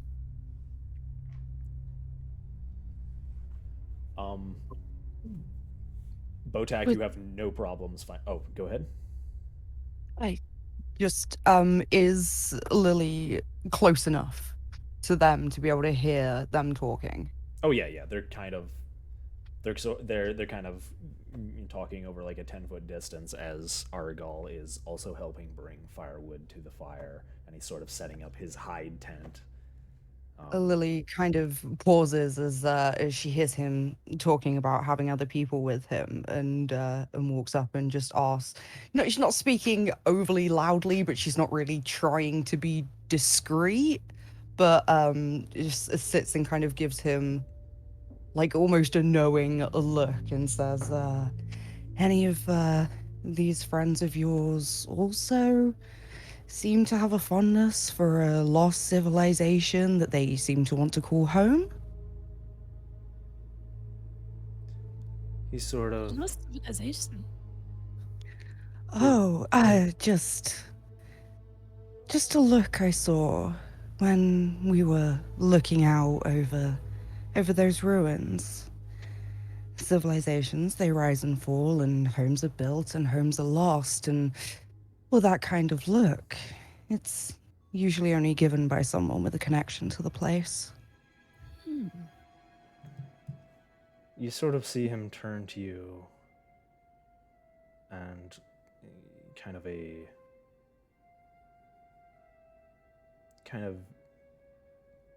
distant stare almost. Yes, there are companions of mine in this area. We should make camp, and I can tell you more. I will let you... I know I have not been entirely forthcoming about my circumstances, and I would like to alleviate that and let you know some more about myself. So, maybe we sit down around this fire and tell you a little more. Okay then, why not? Let us finish making camp with haste. Come back with a big old stack of firewood. Okay, you come back with a big old stack of firewood. Yeah, you have no trouble finding firewood. You don't have to roll a survival check for like find firewood. You got a bunch of firewood, and you Hey guys, look at all the firewood I found. you slap it down, Pretty which is, for your short gnome stature, carrying this massive stack of firewood. You're just kind of, you can't even see the top of Botak's head behind this pile of dead trees and branches. So what you're saying is, it's a pile of firewood with legs. Exactly, yes. And, Lily kind of jumps and looks a little bit scared until she realizes that there's a small gnome under the pile of wood and it's not walking on its own. Yeah, Little jumpy, aren't we? Don't worry. it's the branch monster. I'm sure the wolves and the other like. Roll initiative. Hurry. So you slap him down. You see, as the branches disappear, it reveals Botak.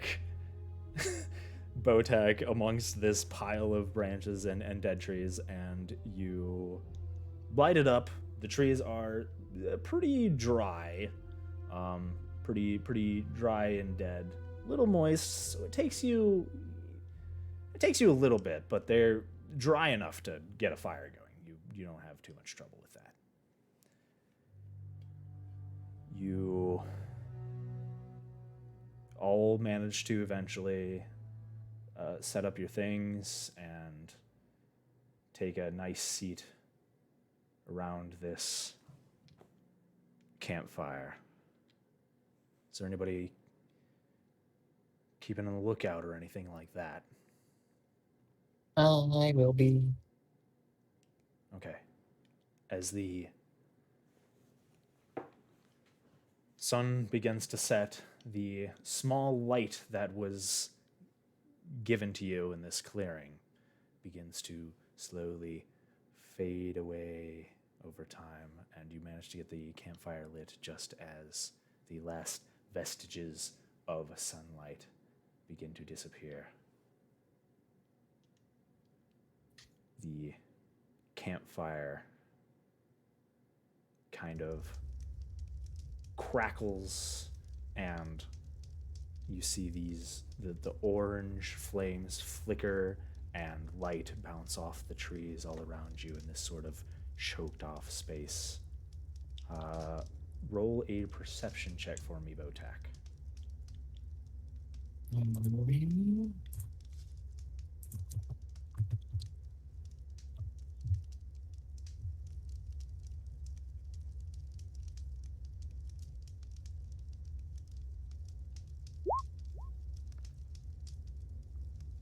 It's gonna be a 7.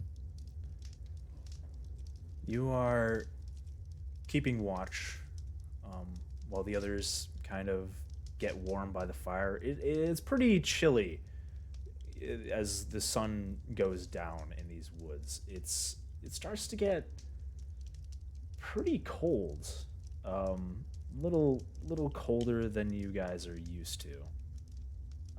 Not like you're shivering or anything like that, but it's just a little cool, and it's nice to have this nice little campfire to keep you warm. The comfort of this light makes you feel a little safer in this clearing as the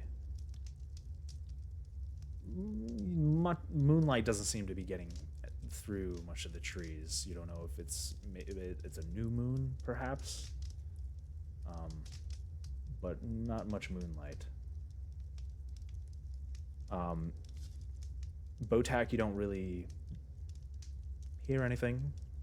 Still unnaturally quiet. You would expect there to be the sounds of crickets, insects, night things. Nothing. No chirping of crickets, no nighttime frogs, nothing. It is completely silent except for the crackle of the campfire. No annoying bugs.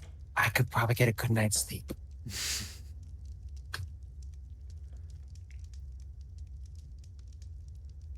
So, guys, should we set up guards or something? I really don't like this place. I wouldn't mind keeping an eye out. When you gonna keep first watch, Lou? Yeah, I'll take the first round, bud. Okay, Guinevere is going to keep an eye out.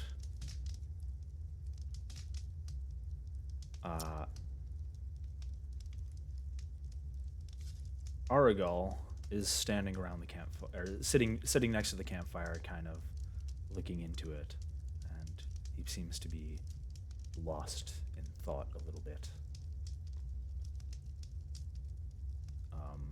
He's found a large trunk to use as his seat.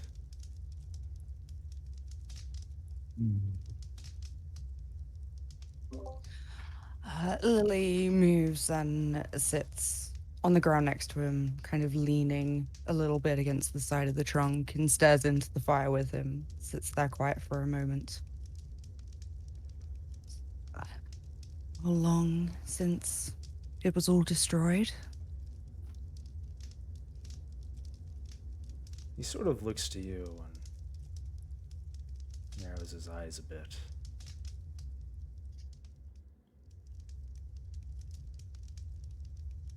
It's...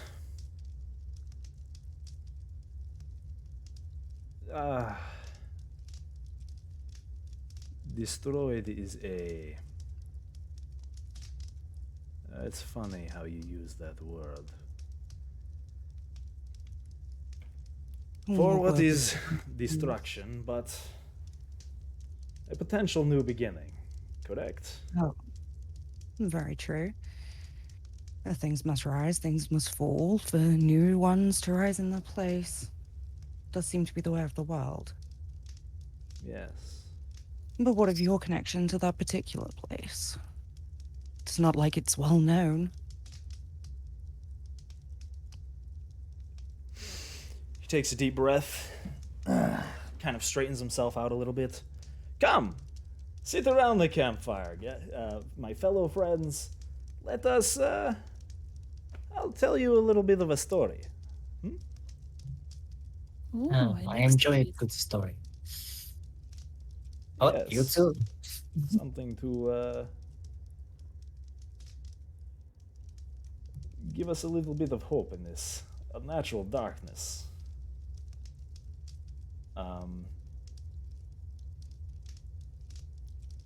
He...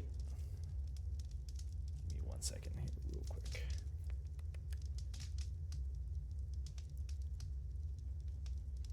Not that one. He sort of,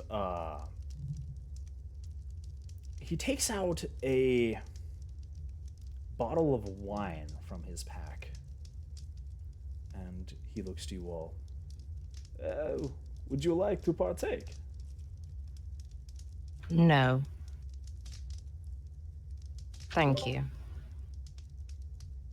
Lily smiles and nods. I mean, why not? I, for one, leave drinking until after the job is done. Fair enough. Well, then it's good for me that I'm not here on a job, isn't it? Good point there. Me and Gwyn here are on bounty, but other than escorting our friend here, what are you two doing out here? Oh, well, he did me a favor. I'm doing one back. It's nice and easy. I do like things to be in balance. Oh, story time, wasn't it? She kind of tries to dismiss a little bit and push the conversation on. Yes, and he pours you the a flask of wine, as you requested. Thrixora, what are you doing? I am sitting down by the campfire, pulling out my lyre again, and I start to just jam some chords while I'm waiting for Aragorn to start his story. And then I look at him and ask him, I hope you don't mind if I just play a few tunes while you're telling us? No, please go ahead. My people enjoy a good song around the campfire. He, as you hear the strumming of Thrixora's lyre, Aragorn begins to fill his mouth with the wine. He kind of tips back and takes a big old gulp of wine. Just a massive, just starts chugging this bottle. His cheeks fill up and he spits the wine into the fire. The flames burst up and they turn from orange to green. Yeah. That's not As much. the flames of the campfire begin to sway you suddenly see rising up out of it a dark shape in the bonfire's core. You see, we come from an ancient land, long forgotten. And he sort of looks towards Lily briefly for a moment. A land of kings. Our enemies forced us from our homes. And now we have no choice but to wander lost roads. The dark shape in the fire suddenly takes the form of a man. A man on a horse. And there is a flash as the fire flares up, and he's knocked down. A spear is piercing this man's side. Aragal continues, staring into the fire. One night, you see, a wounded soldier staggered into our camp and collapsed. My people, we take kindly to wanderers, and nursed his terrible injury, quenched his thirst with wine, and eventually he survived. We asked this man who he was. He wouldn't say. All he wanted was to return home. But we were deep in the land of his enemies. We took him as one of our own and followed him back toward his homeland. But no matter how far we traveled, his enemies hunted him. They said he was a prince. They said he was royalty, a man above others, that they would give a handsome ransom for his capture. Yet at that point, he was like one of our own. We didn't give him up, even when their assassins fell upon us like wolves. Deep in this fire, which has gotten larger since he spit the wine, and it's stayed larger. It is this green light sort of bouncing off the trees around you, your shadows spreading across this clearing like dark foreboding shapes. The dark figure in the fire has a sword drawn, fighting off a host of shadowy shapes that you can't make out. This man of royal blood fought to protect us, as we protected him. We bore him safely to his home, and he thanked us. He said, "I owe you my life. Stay as long as you wish.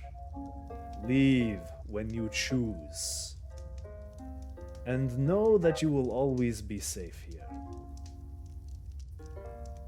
The figure in the dancing fire vanquishes its final foe. And you see the figure turn and look towards Aragal. Its eyes flash a bright red. And there's a bright flash of red light. And the fire disperses in a cloud of smoke and low embers. You can barely see the light reflecting on Aragal's face as he looks down. His face becomes a somber mask. But now, He lives in this valley of mists, cursed, full of despair and anguish. He looks in the direction of the valley, where the Dead Mist Valley would be behind him. And then back to you all, and looks between you. We have a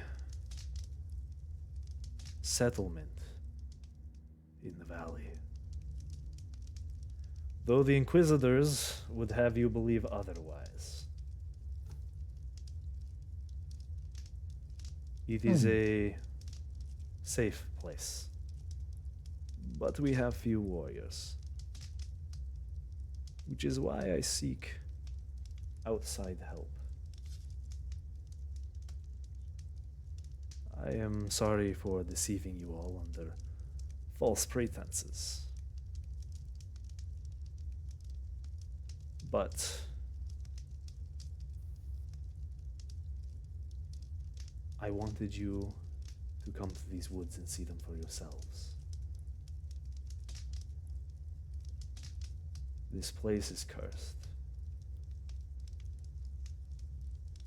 Our land is cursed. Will you come with me, the four of you, to our settlement and listen to what my elders have to say?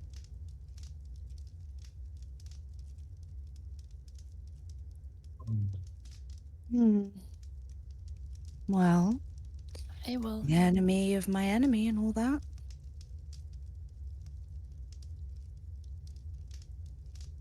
For me, it's not even about enemies or friends. It's just a story that I would really like to tell. And by the way, can you teach me the trick with the wine? Maybe at a future date. It is a trick passed down through my people, you see. We are very... Our people are very good storytellers. Most of our traditions are passed down through stories told from one generation to the next. So we have learned to do a few tricks.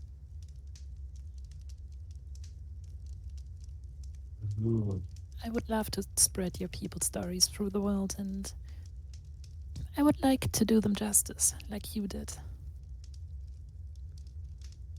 I would very much like that.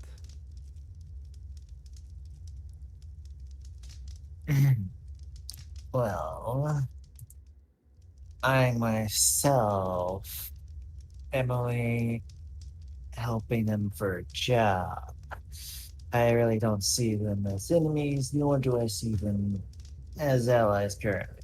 Get job paid, get money, get to go, you know. I understand. Maybe we'll see. Just it all does. We'll see how this job goes first, please. Understandable. First, we take care of these wolves that you seek. Then perhaps you can come with me. I must admit, I do have some curiosities that need to be sated. Very well. But the job must come first. Correct. You would not be a mercenary otherwise. I understand. We would. We'd just be very poor ones. Yes. But I also warn you. Curiosity can be a dangerous friend.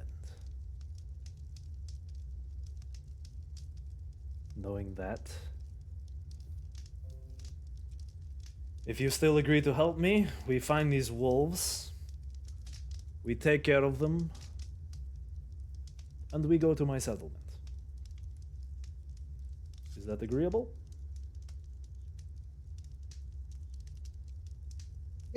For now, it seems like a plan for me. We just got to, uh, when we after we hear your people out, we'll decide whether we head back and collect the reward and just boogie out of here, or we see if we can do something.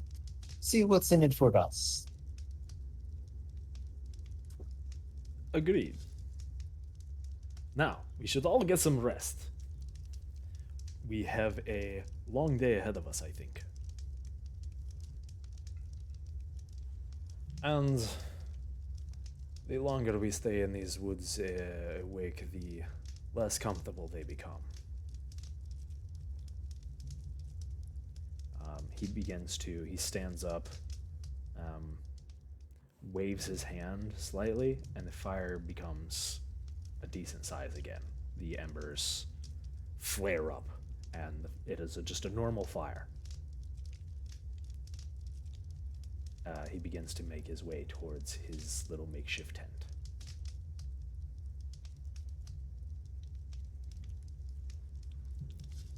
So, what are you guys doing for the night? Are you having someone stay? Are you having keeping a watch out? Yes, I'll have Gwen stay up and keep an eye out. Okay, so you'll have to take turns taking watches for you guys all to get a good night's rest.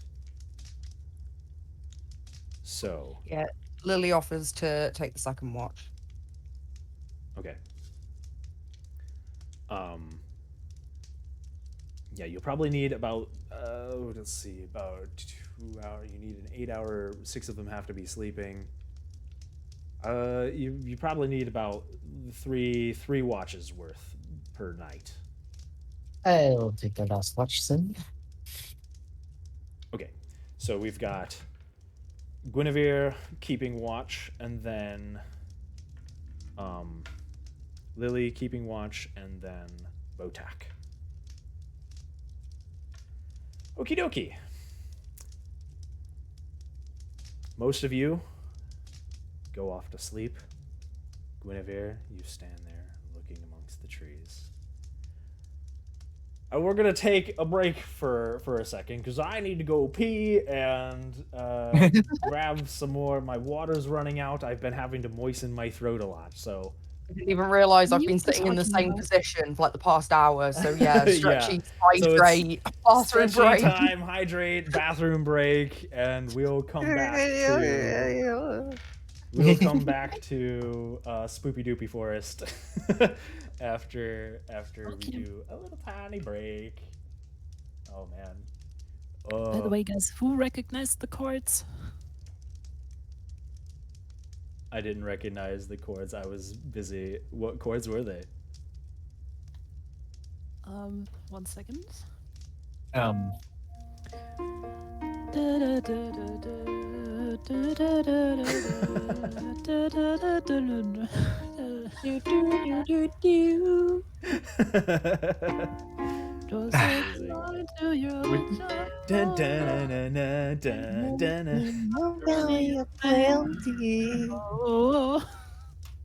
Oh my gosh, it's amazing. Oh, Valley of Plenty seems pretty appropriate for what you guys are about to encounter. Oh lord. There's going to be a Valley of Plenty of something. Anyways. Anyways. Trees. Remember, everybody, toss a prime to your Twitcher. All right. Toss a prime to your Chachi of Valley. Wait, why me? You started Why it. not? All right. Okay. Oh, we'll Try be right back. Toss up to your waffle. Toss us up to your waffles. Or maybe also 10. Or maybe also 10. Oh.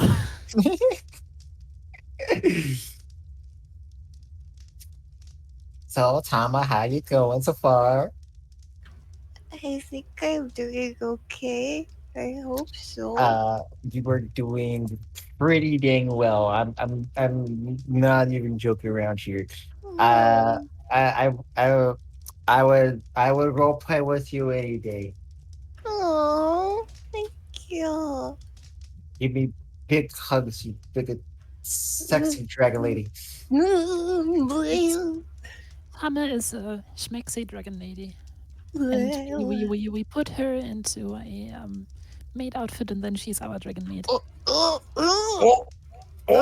I am all for this plan. Let's do it.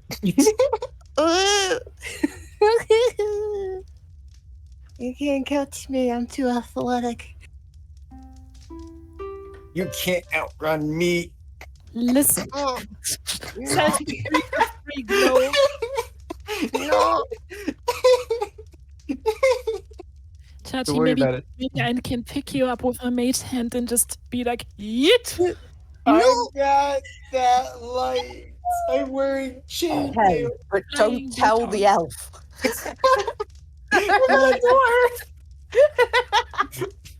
God damn it.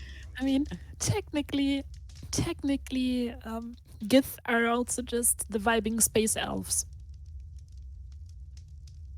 So, technically, we could play off that. I'm gonna go pee pee quickly. Alright. Have fun. Pee pee run. I'm a cat. Grab a drink Don't for myself. fall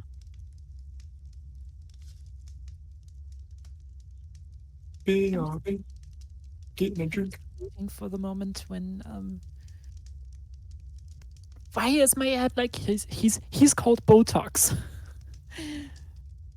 Wait, Botox, what?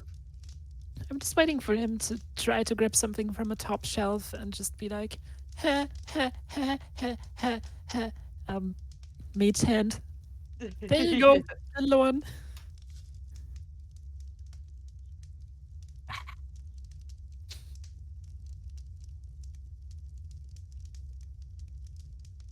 I'm not gonna say anything. I'm not gonna say anything right now. I'm defeated. I'm sorry, I'm evil. A little. Okay, I'm very evil. I'm sorry. No worries. So, chat, now that you all fell asleep after Waffles' waffling, how do you like it so far?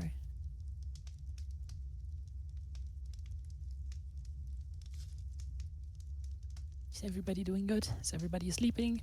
No, I'm not gonna go to bed.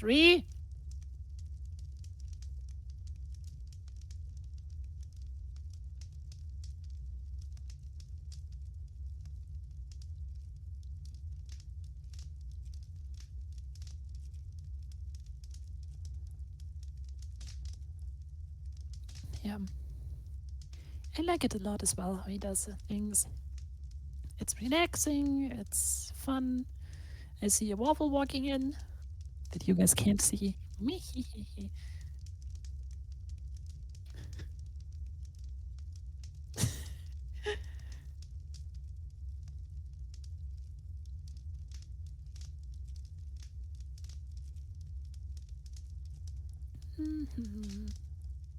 Yeah, no, Taco, I'm not gonna go anywhere.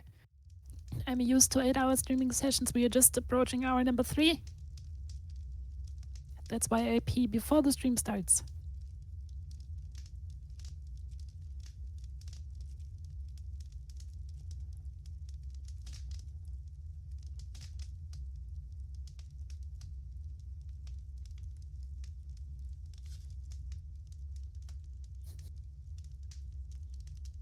Let's see, what else do we have here? Okay, all this talk of peeing has made me need to pee. I'm gonna be right back.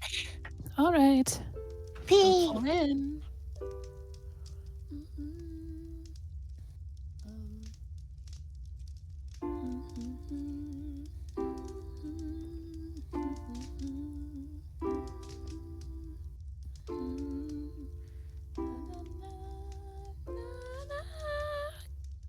God, this is so high that I can barely sing it. And there comes no fantasy. No, wait, that's bullshit. What? I'm back. Oh, it's beautiful music. Welcome back. Oh, it's such nice music before you all die. What? I mean, nothing. It's fine. Happy adventurers. Whoa, whoa, Arya, you sound different. God damn it, Leo. Hope you're having fun. Oh god. I'm having a blast. Bye bye. Oh god, Zach. Boy.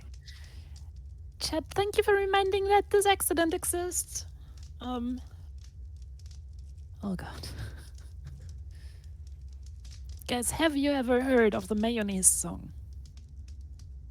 No. The mayonnaise? I don't know what is the It is- mayonnaise song? It is a fever dream that once originated from one of my music streams. Where I basically was bored of my ass. I was like, let's sit down, open up FL Studio, and then create something that is an absolute nightmare. Let me actually quickly grab it and just throw it into the Sure. thingy so you can Yeah, I've listen got something like to it. Give me one moment, guys. We can get back into dark, spooky forest. And then, oh yeah, Arya is on the toilet as well. Oh, Arya's not here yet. Okay. No, Arya is standing on the toilet. Taco, actually, it is in my Discord as well. There should be a channel called My I'm back. Music. But yeah, I just yoinked the mayonnaise song into the group. And Okay, I'm back. so chat is reminded of it. I'll quickly listen to Oh. it. Welcome Okay. back from toilet. Sure, I'll listen to this real quick. Welcome back. One day So what's this mail? I'm listening went to to the my mayo song. fridge and I picked out a bottle of mayonnaise because I Wait, what is was this mayo song? wondering if I could make a what? song with it.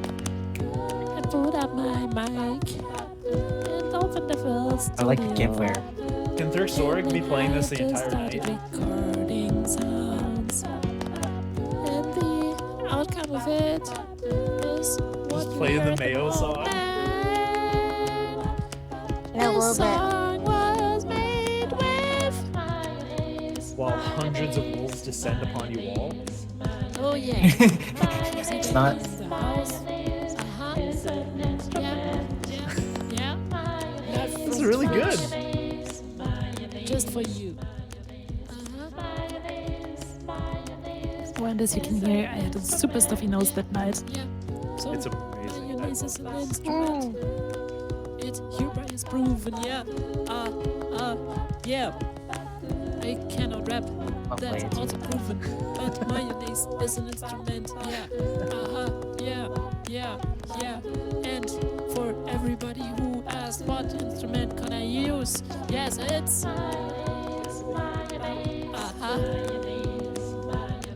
Yeah. Yeah.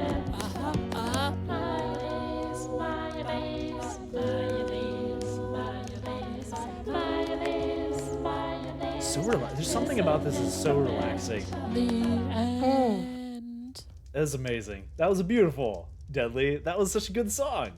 This is Thurxora's theme song at this point. Can I make it my ringtone? Yeah. Yeah, sure, go ahead. It is copyright, so you can even play it on your stream if you want.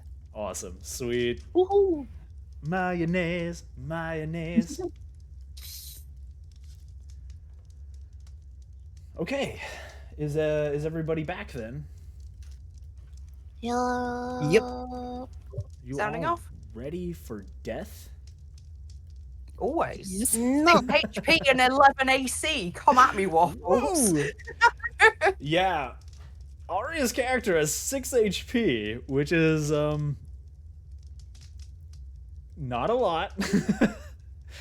So you gotta She's a You glass literally have cannon. the lowest possible health in the game right now. Ah! hit die, and I have no constitution. I quite literally have the lowest possible health Oh yeah. that you could That have is not without true. having a negative constitution stat. There you go. Yeah. That's true. You could have negative constitution. Yeah, you could be sitting at a whopping 4 HP. Oh my gosh. Yeah, there is. Yeah, level 1, guys. Level 1. All right. So, you are all sitting in the old Svalage wood. Well, you're all sleeping, actually, except for Guinevere, who is keeping an eye out for anything strange, anything suspicious, pretty much anything that makes noise, because there hasn't been any noise in these woods.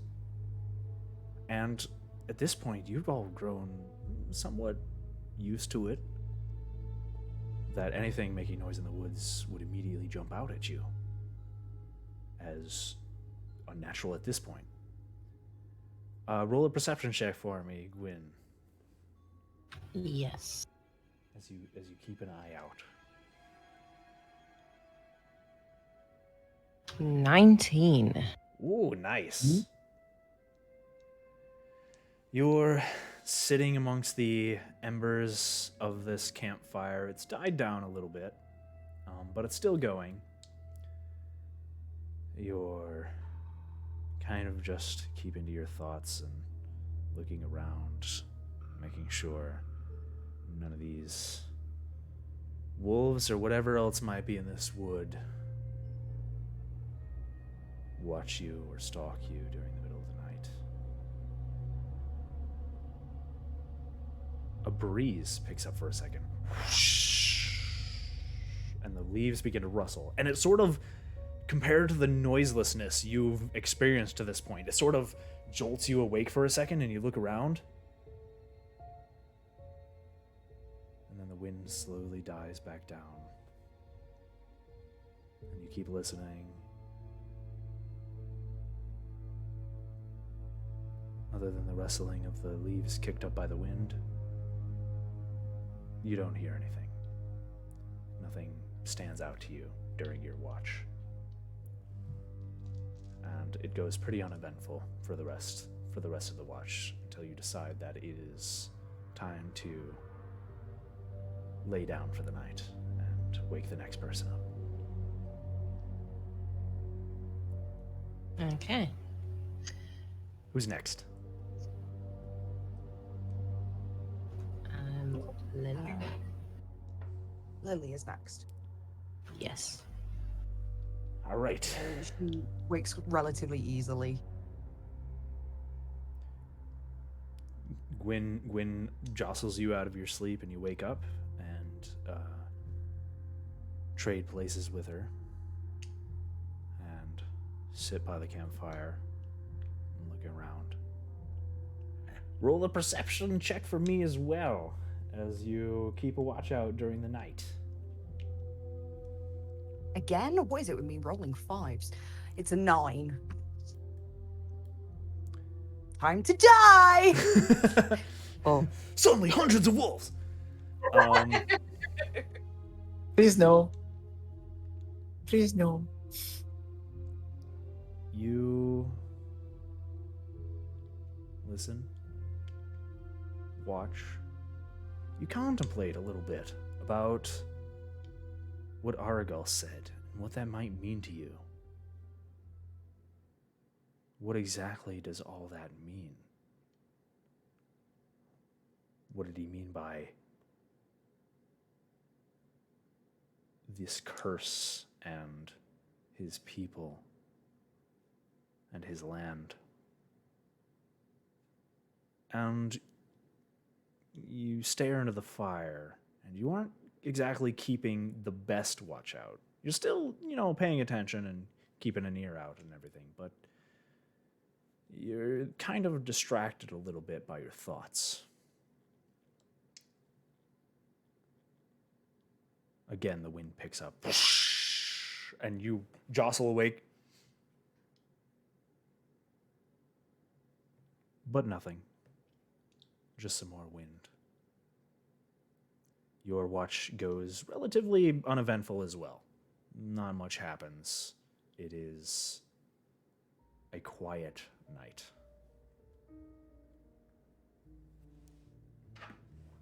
And you can go ahead and get the third person. Slightly lost in thought, she goes to wake Bosak for the third watch. Peaches.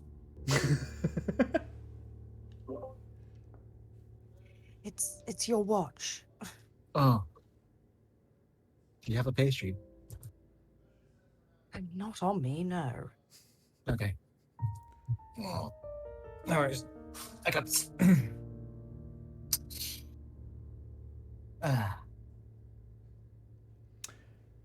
Take my mole. Start keep a watch. Start keeping watch. You, Botak, you get up. So at this point, the campfire has almost died. The campfire is pretty low. In fact, you can, if you didn't have your dark vision, it would be very hard to see in this area. Do you keep the campfire low, or do you stoke it a little bit?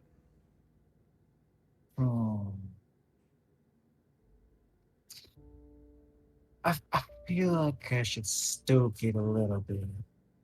Colors are a little bit of more of a welcome sight than, gray shadows.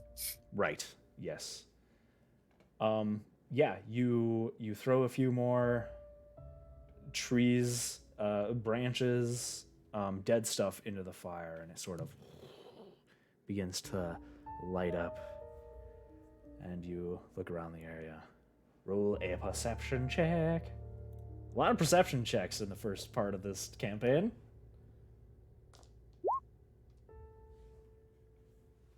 That's pretty cool. That's a total of 19. 19. You listen. And you watch for your shift.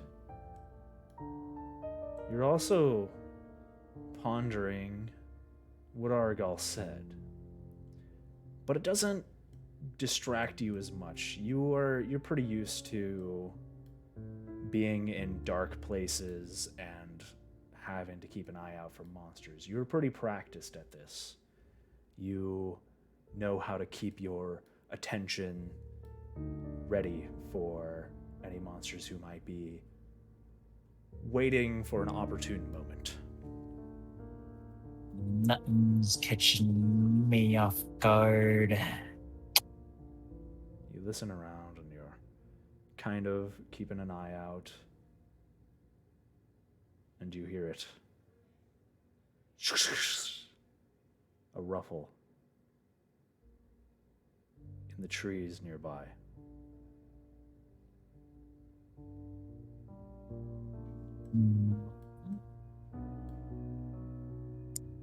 I'll look in the direction. You kind of How look far over up? there. You rolled a 19, you said? Yeah.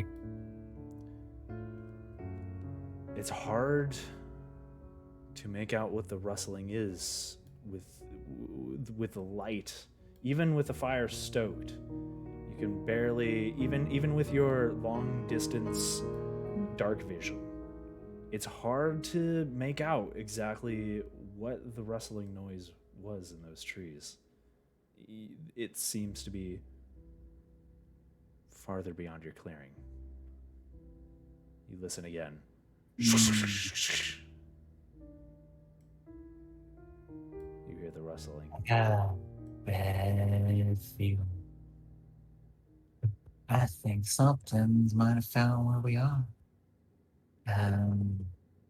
Who's the closest person to me?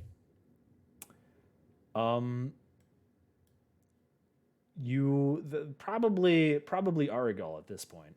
he is kind of, he set up a tent a little ways from everybody else, closer to the bonfire than the others did. Fudge. He's not a good man. Okay. What about the others? Who's the one closest amongst the others? I would say it depends. It depends on where did you guys choose to sleep. I would say roll. We'll any mini miny mo. You know what? I got a better idea. Let's just go with this. Let's go with Gwen since they know her more. Just okay. So you try go, to get her. You go and find Gwyn, who is sleeping pretty close to the others. They're all pretty same distance. They're not. You guys didn't. I assume you guys didn't spread out over the entirety of the meadow. Like, I'm gonna sleep in the trees or something like that. Actually, I walked all the way back to the city to sleep. So they're all pretty relatively close together. So you go decide to wake Gwyn up. Out of just Gwyn's a mercenary, she knows how to. Not only that, she is my partner with dealing with wolves, and this could be the wolves we're looking for. So, right. Hey, Gwen, wake up. What? Yeah. What? Hi. Oh, hi. What's up? Shh. Quiet. I heard some rustling. I think the wolves might be around. Okay. Move slowly. No sudden movements. We don't want them to pounce on us. Did you get a direction of movement? Where did you hear them? Over in that direction. I'm just pointing off where I heard the sound. The recent sound. The direction would be to the east, the opposite direction of this valley, of the Dead Mist Valley. Is kind of towards the direction you guys came in. Okay. Stand behind me. I'm gonna try to wake Lily. Okay. You did. I will stand where you heard the noises, and then you wake the others, but quietly. I will stand guard. I'm super quiet. That's good.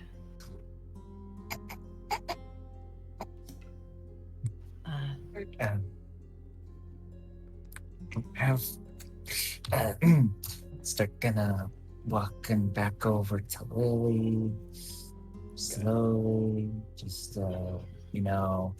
not gonna yell at the top of my lungs. Okay. Oh, so you guys are going to quietly try and wake Lily and Thurxora. I'm trying to get everyone awake. Okay. So you're waking Aragal, Lily, and Thurxora. Yes. And In I will stand facing the direction of where the wolves are, hand on weapon, but silent.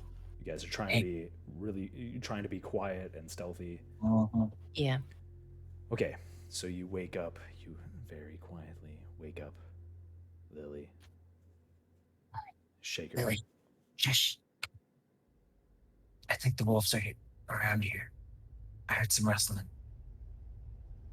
Well, that is odd in a place this quiet.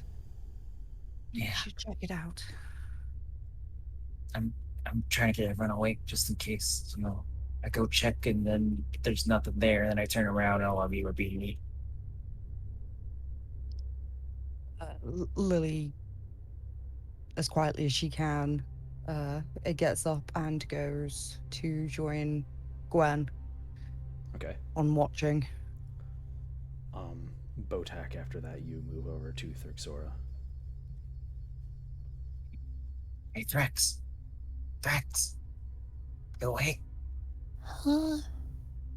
Hey. Shh. I heard some rustling.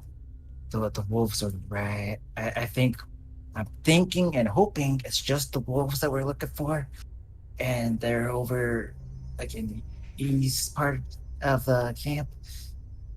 I heard some rustling, so best to get everybody awake.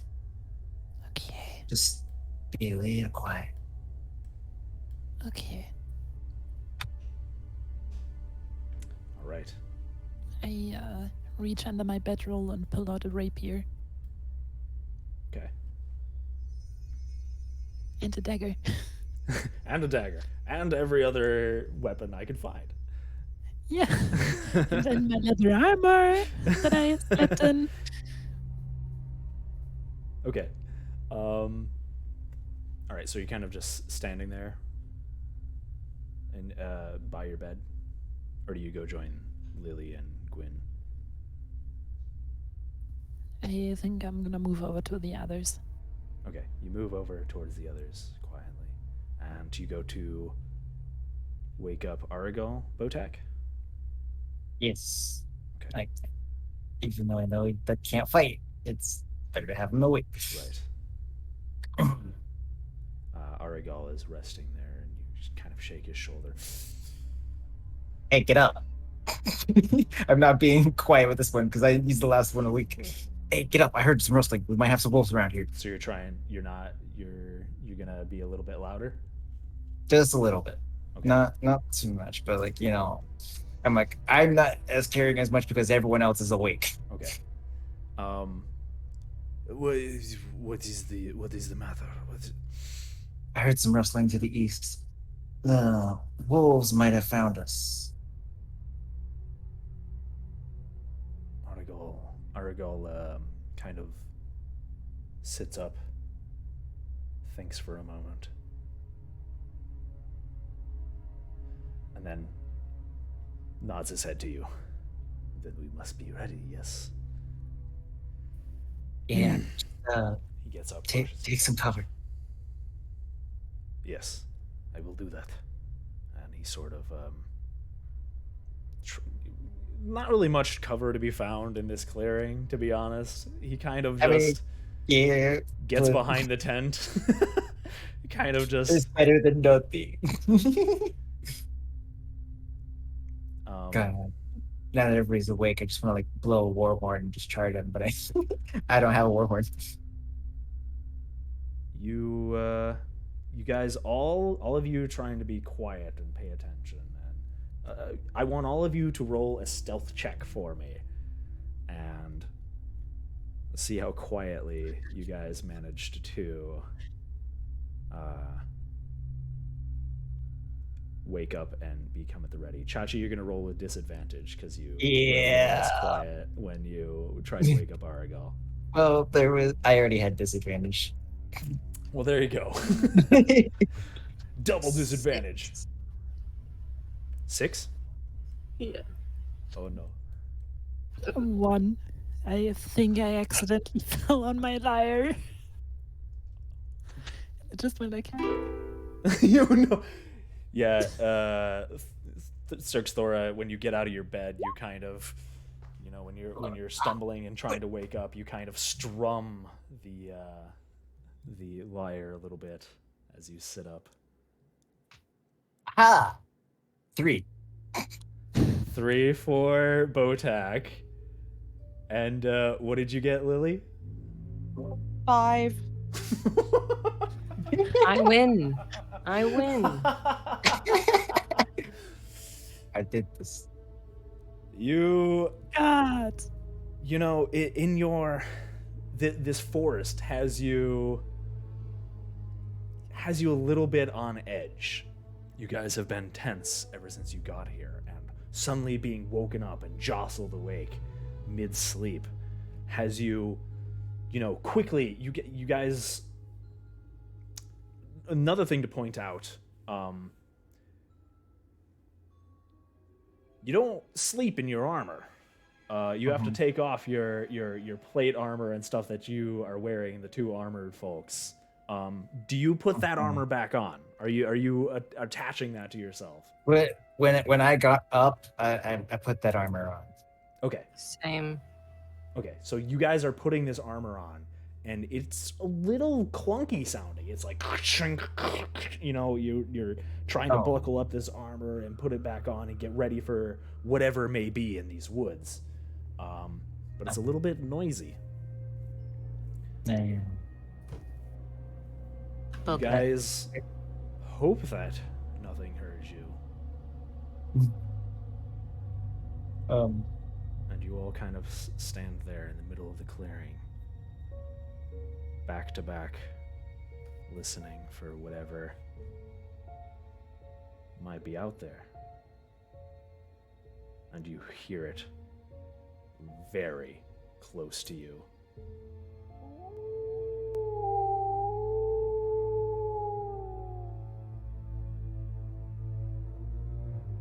You all tense up for a second. That was one of you, whoever wants to roll a perception check for me. I got it. Okay, Botek, go ahead.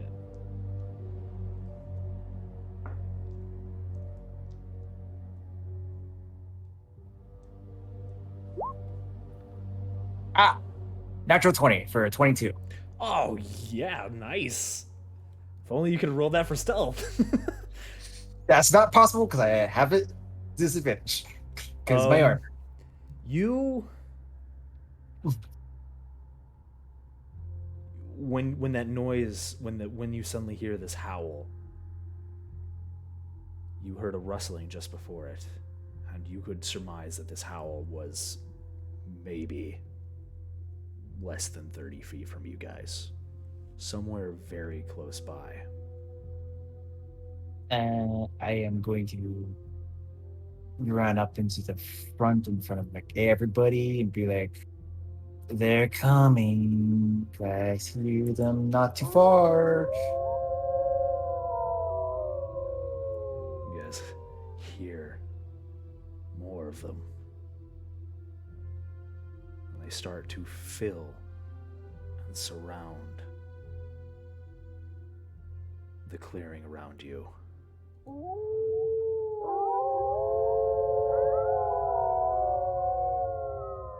You all tense up, ready for whatever may be coming, as the howlings seem to be very, very close to you. Aragal is behind the tent.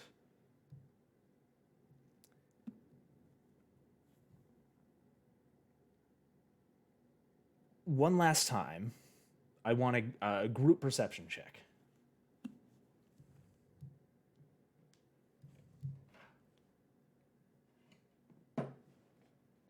— 17. 16. Oh, it was so close to another 20. 10. 10. Okay. Who rolled above a 14? Me. And me. Okay. So, Gwyn and Thurxora, that's when you notice it.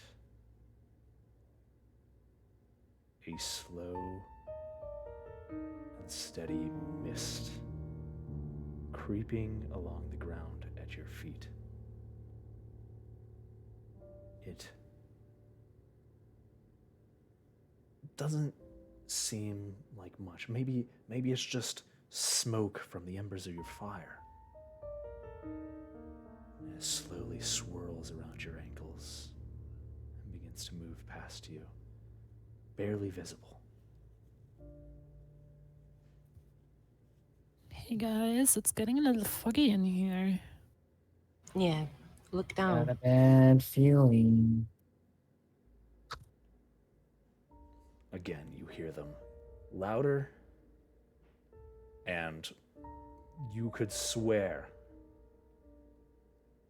10 feet off in the forest. You're all looking around. You're trying to see where these howls are coming from, but the thickness of the trees just is too hard to make out anything specific.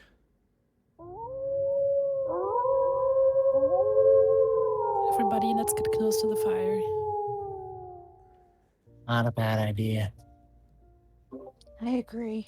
Slowly gonna back up towards the fire. Keeping my face towards where the hills are coming. You tense up, you get nearer to the fire, nearer to the light, to some source of something that can help you, anything that can help you see better, or figure out what the hell is, how many of these wolves are surrounding you. And you hear it.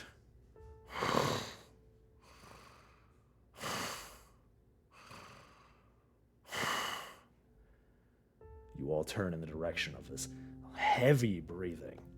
And this breathing is heavy and deep and guttural. This is not the sound of your average wolf. And you see, moving from behind one of the trees at the very edge of this campfire light, the long snout, these bright yellow eyes of a tall humanoid figure, covered in fur, extremely dense muscles, drool dripping down from its mouth. A large werewolf stands in front of you.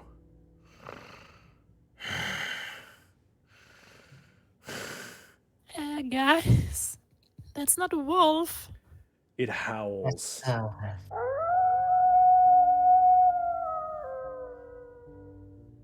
you see bollocks. from behind another tree,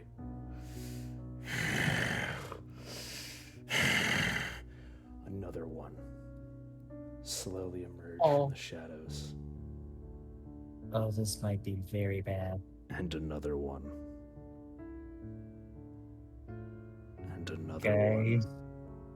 Guys, those That's werewolves. 4 of these large, muscular creatures appear from behind these trees. They just seem to be standing there, eyeing you down. What do you do?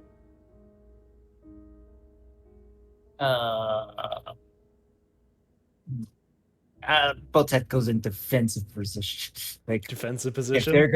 if they're gonna charge, he's readying for like a smack. All right, what are you guys doing?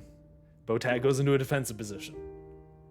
Lily has one hand on her crystal with a firebolt ready to unleash, but is kind of looking curiously more than afraid, kind of staring down the closest of the wolves to her.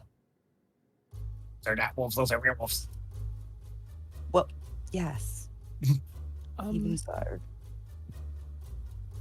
Okay. I suppose I take my long warhammer and pull it across as many of us as I can to form defense. Okay. So you guys are gonna stand your ground. And I'm looking through the historical knowledge in the back of my head, trying to find any instance where somebody had an encounter, at least any instance that I know of where somebody had an encounter with a werewolf that did not end in a bloodbath. Roll a nature check. A nature check. Nature. Actually, no, this wouldn't be nature. This would be religion. Religion? Okay. I don't want to know. I don't want to know if every single one to know it's in a bloodbath or not. Because I don't want to end on that.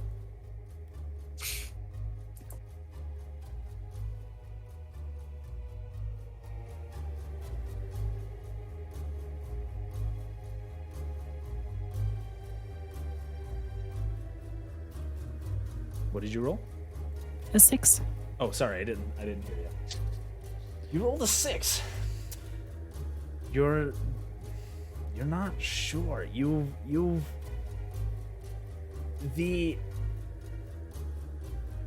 Just seeing these werewolves, your Thurxora, you kind of bend down a little bit and clutch your head for a moment. A sort of something flashes through your head for a moment, and you try and picture the image and what it is, but you just can't seem to grasp it at the moment, and your head begins to throb a little bit, and you kind of shake it off.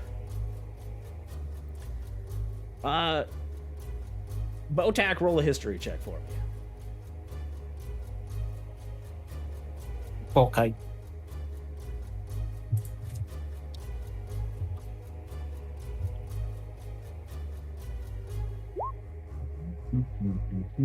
Oh, okay. History 8. Okay. You've had few encounters with werewolves or any of the such sort. You know that one werewolf is bad news. You know of few stories of people who've encountered werewolves before. There's stories of werewolves tearing apart entire villages. Oh. Of destroying communities. Just one of them. There are 4 of them before you.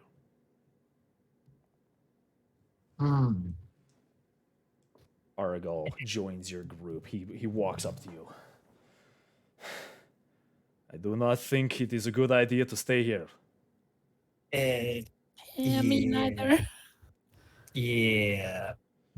Let's try They to begin slowly back the away. werewolves slowly move towards you. They don't seem to be particularly keen on jumping you at the moment. They slowly move out in a pattern and start to encircle you and kind of do this half circle as they move low in the grass and kind of almost get on all fours as they move around you. Let's just back away. Not the fastest thing, because we don't want them to pounce. Just back away slowly. We'll keep an eye on them. And all of you begin to notice something. The mist is getting thicker. The small mist that was very hard to see at first is becoming taller and thicker and wrapping more and more around you guys' ankles.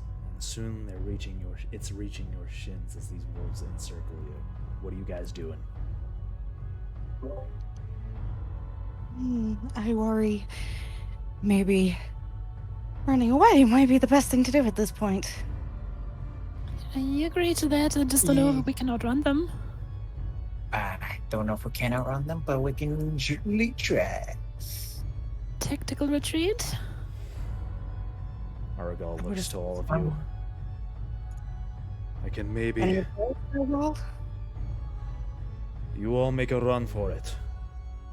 I can buy you a few moments of time. I am not a combatant. But I can buy you a few seconds at least if you make a break for it. Please. You need to save my people.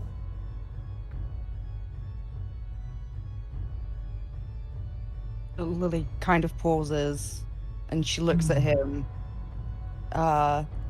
Does he look like he means it? Like he's willing to sacrifice himself? Insight? Yep. I'm rolling my actual dice. If I roll a fucking nat one, I'm gonna be so pissed. Oh, booyah, that's a 19, so 23. 23! Yeah. Nice. You're listening to him. And you notice his facial expression. Kind of a very slight... It becomes less of worry and more of a flash of confidence shows in his face. You catch something off about what he says.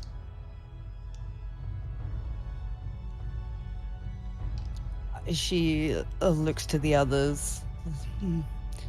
I spent much of my life reading men, and there is something off in his words. I'm not sure he means us harm, but maybe we should run and take this opportunity. I think we should. We'll be fine. One of the werewolves just begins to Well, snap out at you and kind of does this loud and it begins marching towards you, flashing its jaws at you and snapping. I can. Lily just turns and looks back at Aragorn and goes, "This won't be forgotten," and turns and just goes. And Thuxora follows her directly. All those in favor? Tactical retreat. Yep. Ball boy. I'll lead the back. You all begin to hightail it out of there. You guys turn around and begin running into these woods, into the darkness, into whatever may be waiting there, away from these wolves. Hopefully the direction of their village. Yeah, really. Which way do you head? The wolves are opposite of the are the direction you came from, essentially. They are guarding, essentially, they are blocking the way towards the exit of the woods.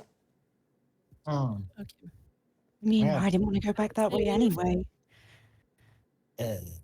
Yeah, with the werewolves instead of regular wolves, I don't think I'm going to go back that way anytime soon.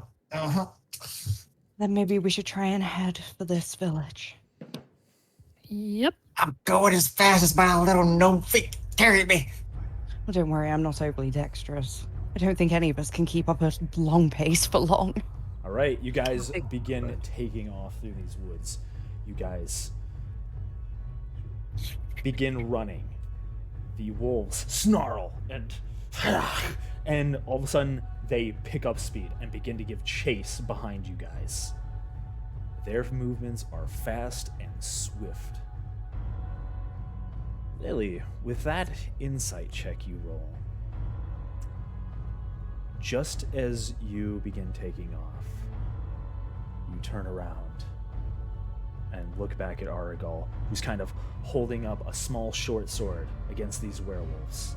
And he looks in your direction, and you can just see the barely a flash of a faint smile. And that's it, before he is gone past this clearing. You guys run through these trees, branches flying past you, whipping your face as you are panting and trying to get away from these wolves. You hear snarls on your left and your right, and howling as they are trailing right behind you. All of you make an athletics check. Athletics. Oh god. 9. I got a 10. 9. What is with this today? 9. Okay. I think I have rolled like literally 3 8s in a row. And who didn't roll yet?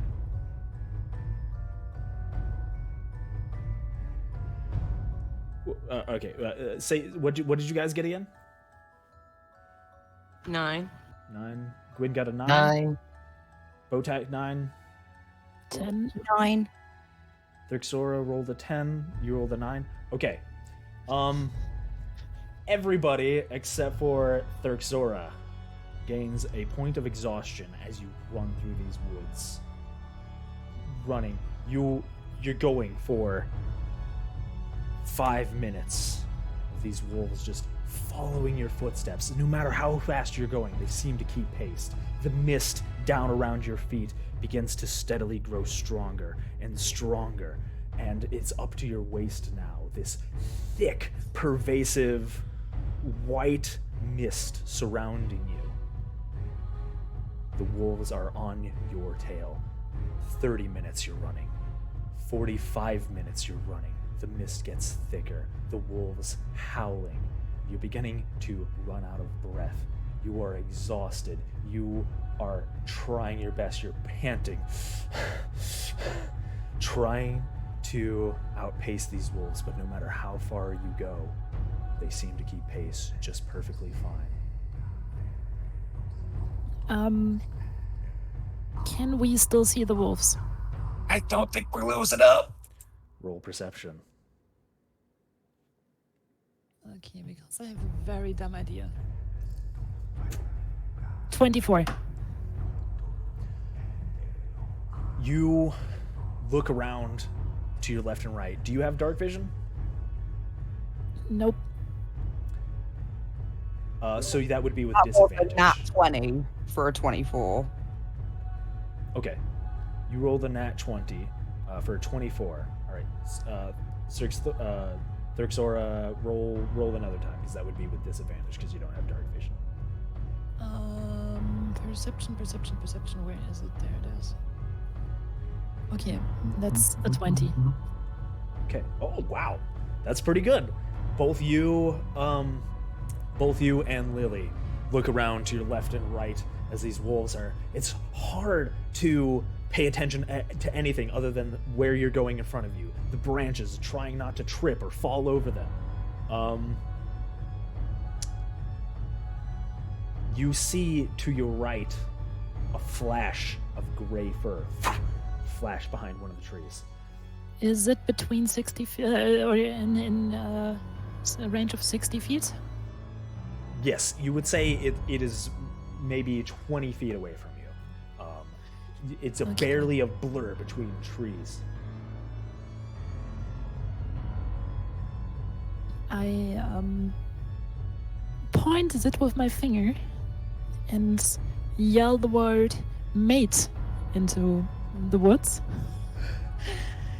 using the spell command.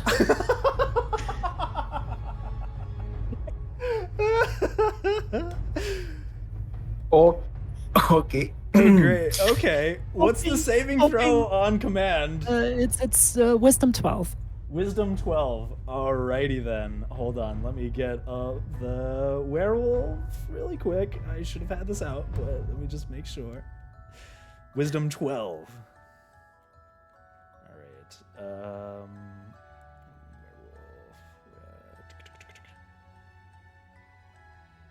Let me just roll mate, you said, right?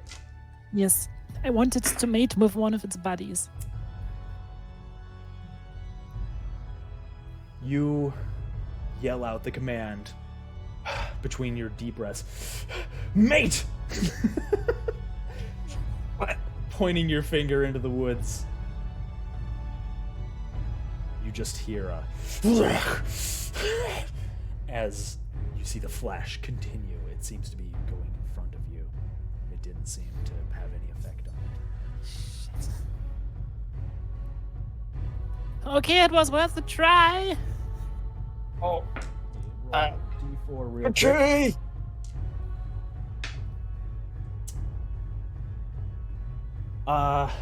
Lily, roll a dexterity saving throw.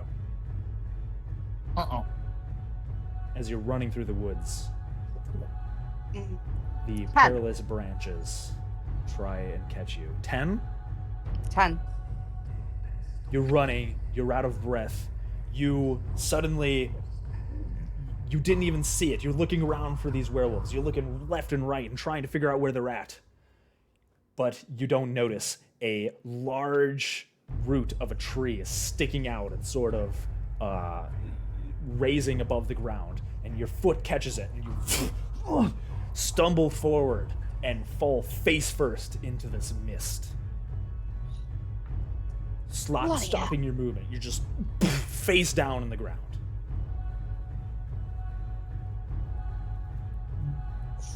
Right. May I pick up Lily and carry her? You go to pick up Lily, and Lily, you see it right in front of you. A werewolf has caught up to you. It's going to make a bite attack at you.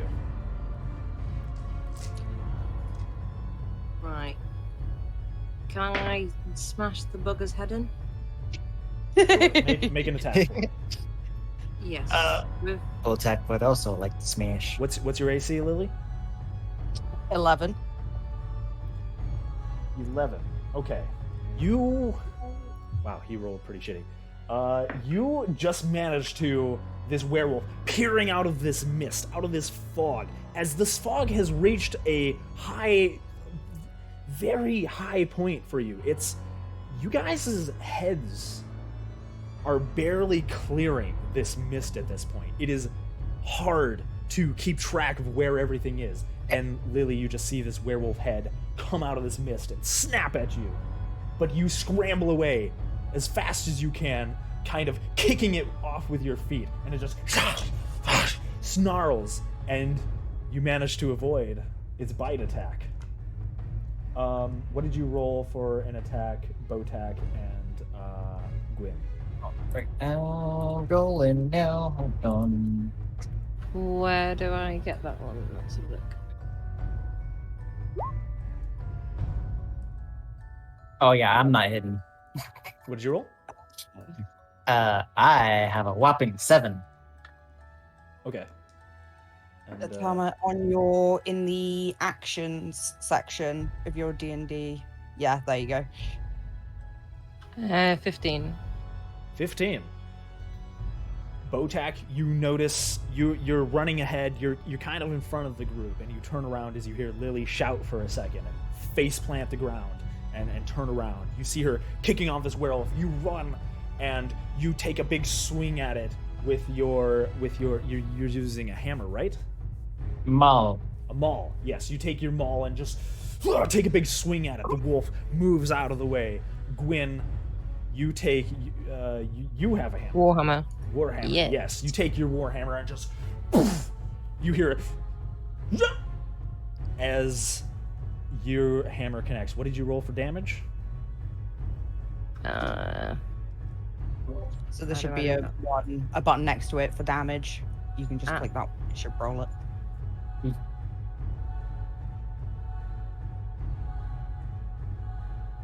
Ah. 9. 9. A 9? Yeah. Okay, you smack the werewolf pretty squarely in the jaw, and it kind of just backs off for a second, and it disappears into the mist behind you. What do you guys do? You still running? Lily, get up! Come on, we gotta get out of here. Yeah. It's gonna come back any moment. Yeah, Lily scrambles up Okay. and starts running again. You guys begin running again through this forest. It's even harder to make out where anything is. These branches, you find yourselves being slapped in the face as you try and do your best through this mist. And this mist is starting to get thicker and thicker and heavier. And you're catching all these branches, and eventually it gets to the point where you can't see even 5 feet in front of you. It's starting to get insanely dense, and you're running and you're trying to catch your breath, and all you can hear right now is your heart pounding, and your breathing noise is just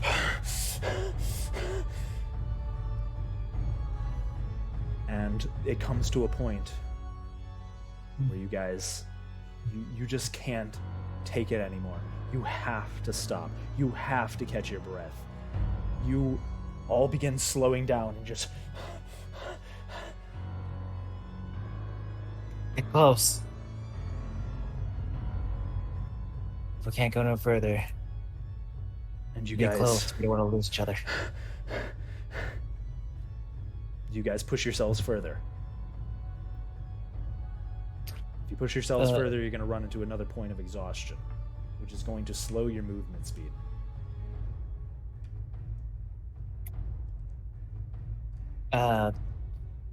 Do we have to roll for that or no? Nope, you are not even an Straight athletics that, okay. check. You are just going to you're going to be taking a point of exhaustion if you guys decide to push yourselves any further than this. Up to you guys. What do you guys want to do? Can go much longer. maybe it would be better to try and rest as long as we're on our guard. Maybe. Can we maybe try and climb a tree? Sure, if you want. Yeah, that's good. Are you guys gonna try and climb a tree then? I suppose it is our only Heavy choice. armor, I can try. I'll throw you up. Again with the throwing of the gnome. Yeet. You throw the gnome up. Phew, get up there. We can make a girly ladder and you can climb up us. Yes. Okay. Well then. I'm not gonna go with What are the you guys easy, doing? easy obvious joke there. And I don't know. I mean, I could definitely climb a tree if you want to try. What other options do we have? We either keep moving or we try and look for somewhere out of their reach. I worry the type of tree might not help much even if we can get up there, but it's better than staying right where we are. True. Plus, we can smack down at them while they try to climb the tree if they do try. Exactly. So who is Up the tree. getting up there? They should go first. We can assist. Or if one person goes up first, someone can help from above and below. I notice we're not exactly the most volunteer for agile getting up group. first. I'll stay below. I'll go first. All right, Stay Thrixora, below as well. roll an acrobatics check as you try and climb up this tree. A 2. A 2. Oof. You That's the you kind of, I'll go first, and you begin to clamber up this tree, but the exhaustion has started to take its toll. Oh, by the way, you guys already have 1 point of exhaustion. I forgot. So you're going to be taking disadvantage on any ability checks. Because I mean, I didn't anybody get a who... point of Yeah. exhaustion Oh, yet. you didn't get a point of exhaustion. Never Yeah, mind. So Debbie it's not didn't. disadvantage for you. Didn't matter anyways, because you rolled a 2, but... I mean, it could have been a 1. You But... start scrambling up the tree, and you get halfway up, and a piece of bark rips off, and you kind of fall backwards a little bit. Not far enough to take any damage or anything, but you are exhausted, and the idea of doing anything other than running is just even running itself is your body is screaming for you to take a break. Don't worry, I'll catch you.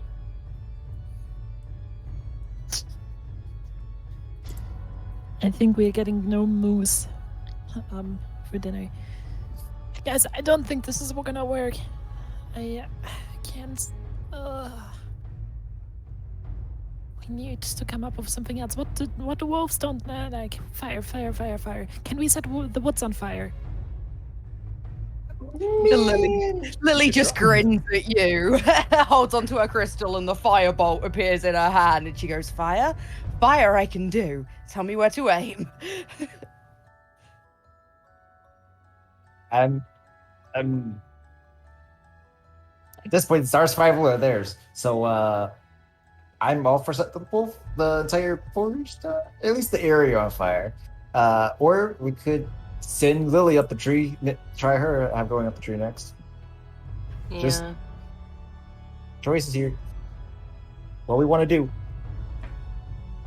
I would have a better view if I could get up the tree. All right. Up we go. And I'm gonna try to give her, So- the hands where she could just put her foot in my hand, and just try to boost her up. So Lilith, you are trying to get up the tree, and Botak is boosting you up. Yes. Okay. Since Yes. Botak is helping How you, much? yeah, a 3-foot ladder. Hey, it's better than nothing. I was gonna Hey, it's say, better than what nothing. we need to do. Practically a step stool. Okay. Yes. Is that So since Botak is counteract helping my you, that would be disadvantage? advantage on your acrobatics check to try and get up the tree. But since you're exhausted, you roll disadvantage. So just roll a straight roll for me. Acrobatics, yeah? Yes. That is a 12, so 13. 13. Okay. You know, Botak takes your foot and sort of kind of does his best to launch you up into the tree as you scramble and try and grab onto the one of the branches, and you manage to catch it. Just trying your best in your exhausted state to pull yourself up to a branch. You barely manage to do so, pulling yourself up above this fog. Okay, take a look around to see if I can see what I can see from above the fog. Roll perception. At disadvantage, because of your exhausted state. Yup. Wow, almost rolling the same number twice. That's awesome. 17. 17? Oh, at I rolled disadvantage? a 13 and a 14, and my perception's nice. +4. So... You look around at the top of this tree. Now that you're a little bit above this fog, you're not above the canopy, which, as you guys have run through this forest, you've noticed the trees have started to become taller almost. The trees, they're becoming taller and more lifeless, and more dead. Less leaves on these branches. And even the leaves that are there are becoming muted colors. You look around and try and see any sign of these werewolves pursuing you. Any sign of however many of these beasts there are. You look around. You don't hear anything. The snarling, the howls, they've all stopped. Can I dip below the fog from where I am and stay on the branch? Like, can I, lean down to dip my head underneath the fog? Sure. To see if I can hear it again while I'm in there? The branch, in order to peer above this fog, in order to see above it, you are standing fully atop of this branch. It's sort of kind of like trying to do your best to get a vantage point and peer through this very thick mist. And you kind of, not seeing any sight of these werewolves, put your head down below the fog. Are you attempting to hide yourself? No, I want to see if I can hear the wolves and the noises and everything from within the fog, but not from outside of it. Okay. With your, you said 19, right? 17 it was. 17, right. You dip your head below the fog. You listen.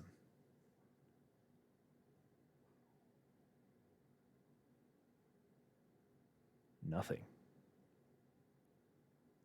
It is, other than the only thing you can hear at the moment is the panting of your friends down below as they try and catch their breath. There is no wind. There is no birds. There is no sounds of rustling. No barking, no howling, not even a breath that you can recognize other than your friends.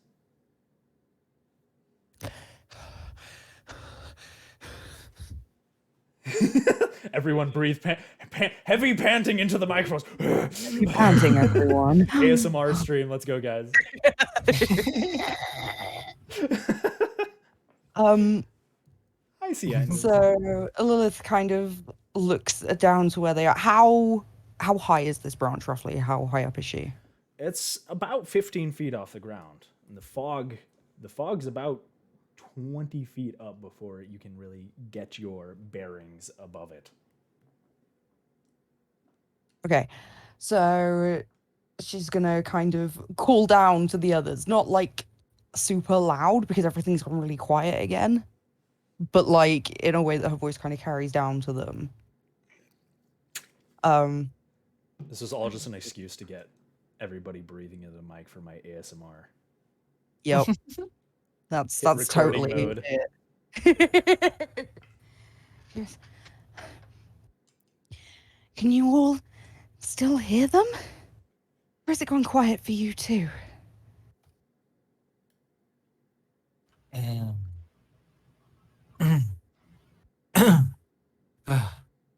I don't think so. I don't hear any. Strange. Nothing.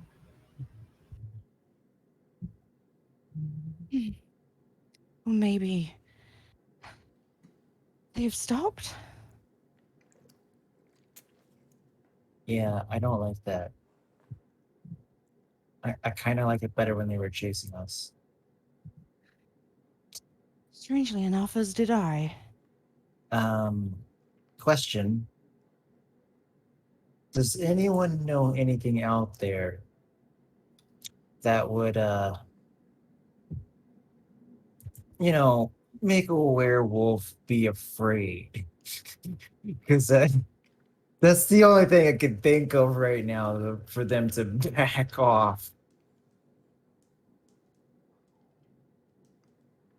Anyone? Hmm. No one? Nothing? No, no idea. It's weird. Oh, Lila's kind of. I mean, you guys can't really see. You kind of hear her get like, but you don't get much else than that from her. okay. So, for some reason, werewolves have backed off. Whether we are extremely lucky and they lost us, or something else is out there and it's scaring them, and I'd rather not find out if that part is true. Well, no Or matter what the case, maybe it would be best to rest a little and then start moving again. I feel like that's a good idea.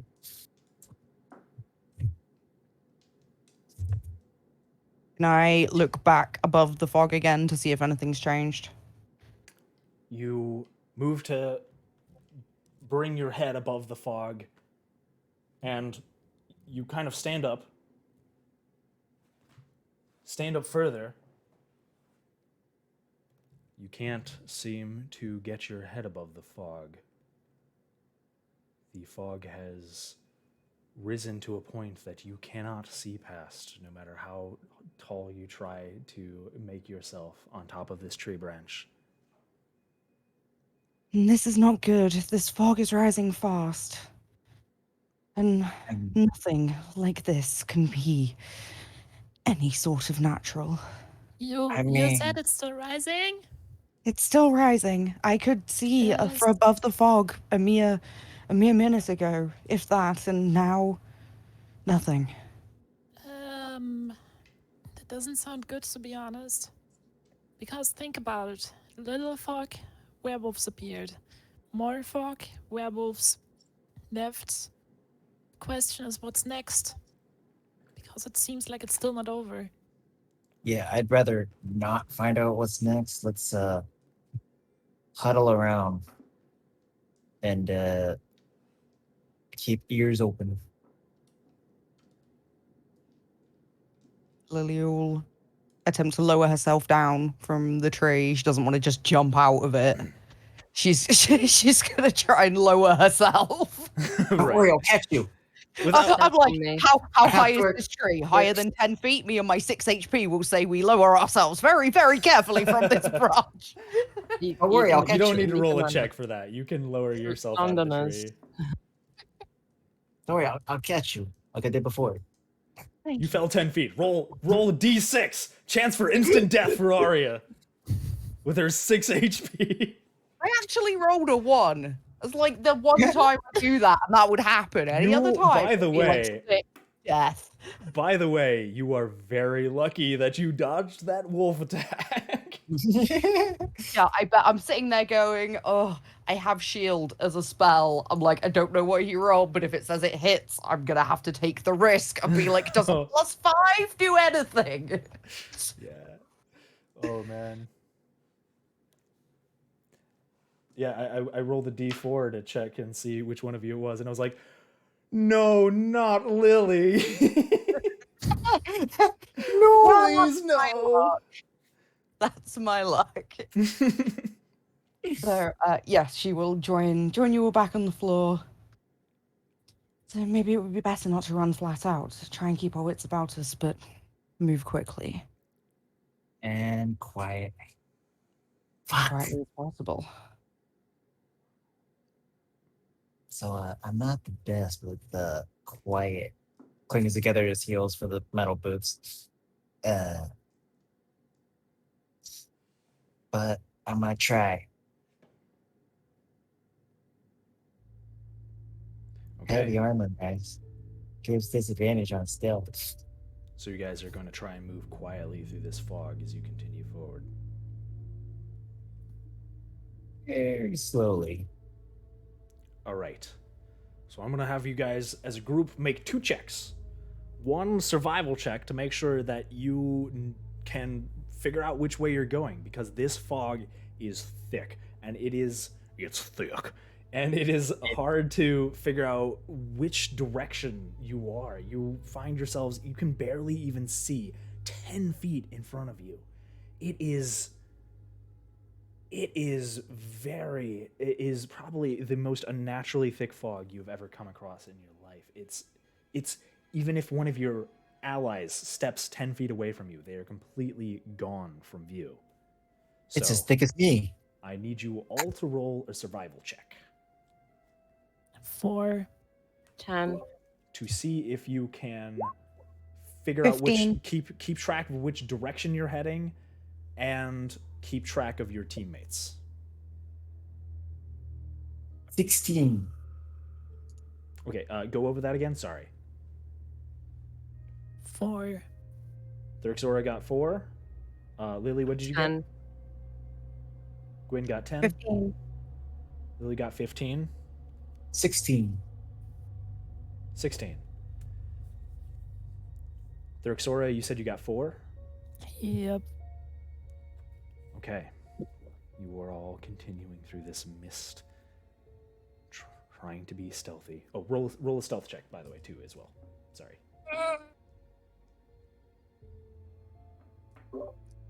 14. 6. 6.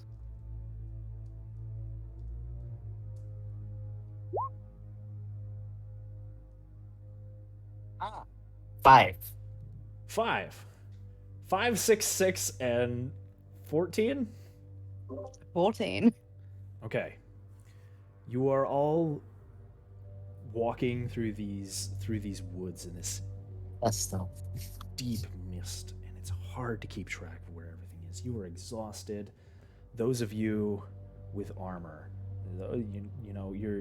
you're trying to be stealthy,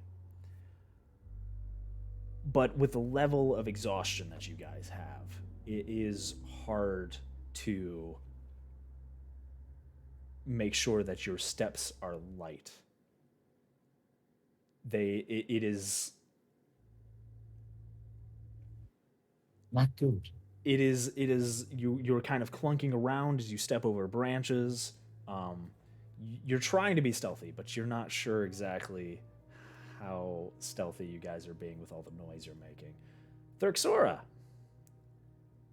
you try and get through this mist. You see your group ahead of you. Gwyn slowly making their way, kind of clunking in front of you.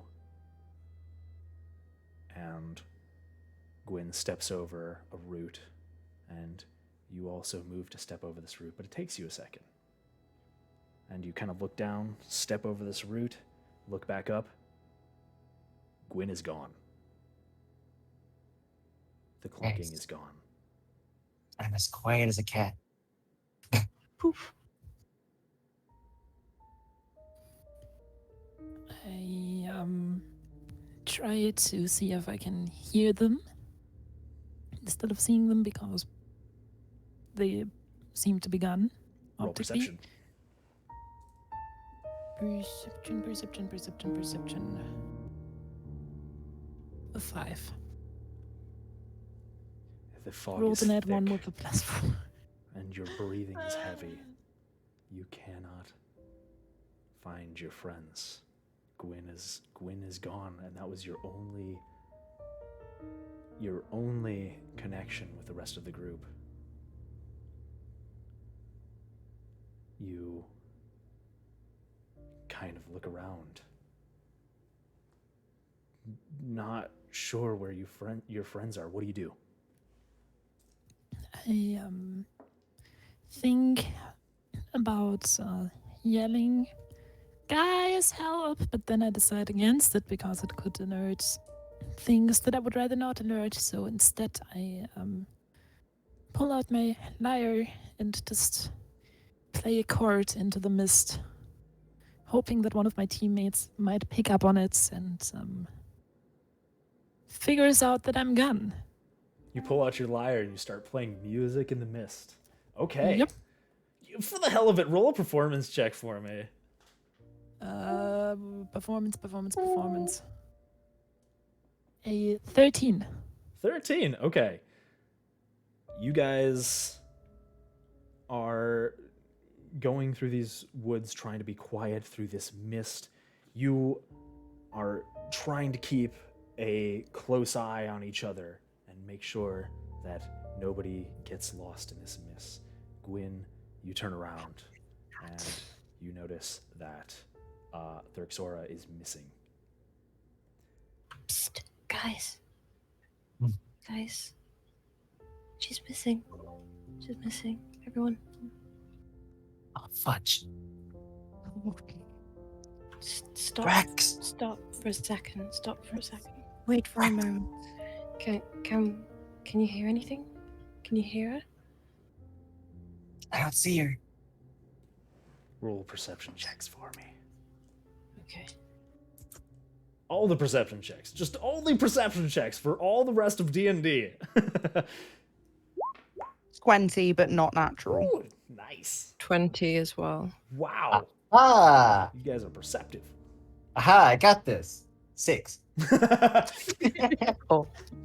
You're too short. Can't Press hear it in on anything your down here. ears. You guys are kind of standing there. 2 20s. Okay. Yeah, you guys are standing there in the mist and you listen around and just barely you guys hear off in the distance. Guys? And then you begin to hear the strum of a lyre playing off in the distance. I was checking to see if your perception check beat her performance check. Yeah, you hear the strum of the lyre in the distance. I didn't hear anything. Guys, this way. I can hear her. Oh. This way.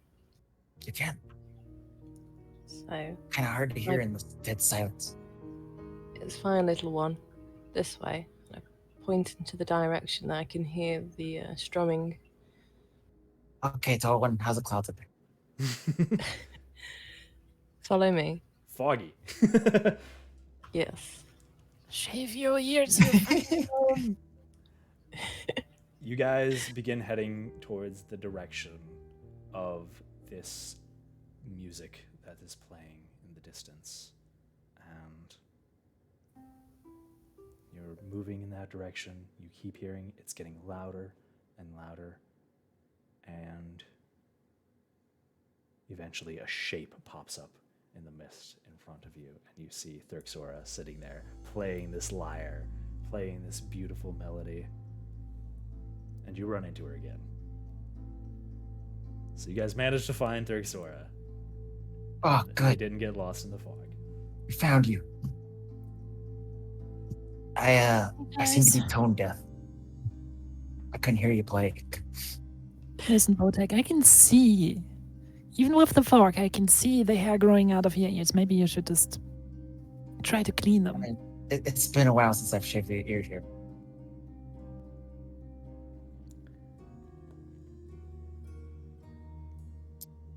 All right. What do you guys do from here on?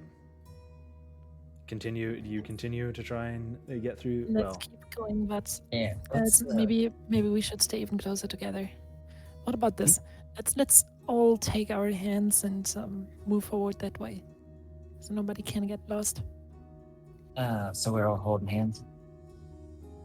Yep. All right. So you guys decide to all hold hands then? Lily reluctantly agrees. On one end, so she Form has a a hand. conga line. I'll take the lead. All right. That way. Botak is taking the lead. Mm-hmm. Yeah. And who's behind Botak? I'll have to be at the back. I can't reach his hands.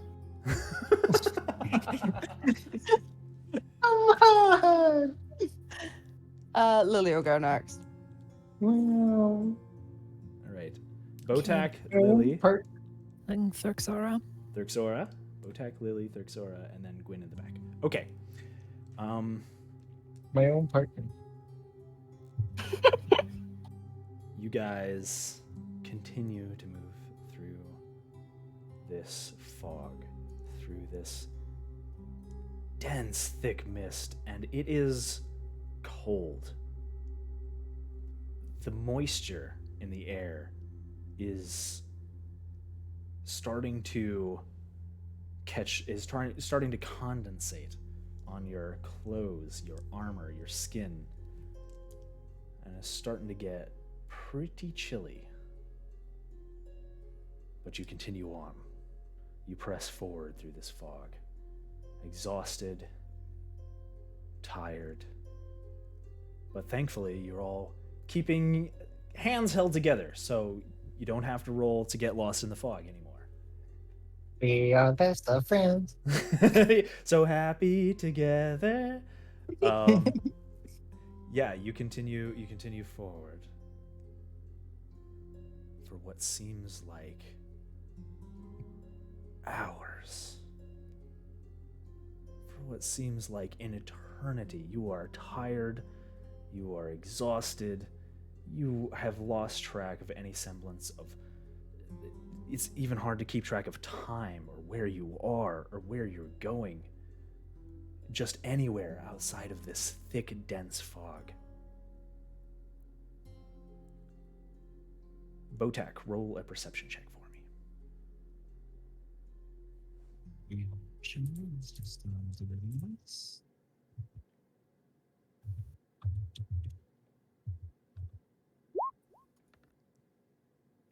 Good.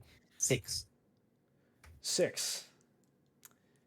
You guys continue to travel through this fog, trying your best to not run into anything and trying not to trip over branches.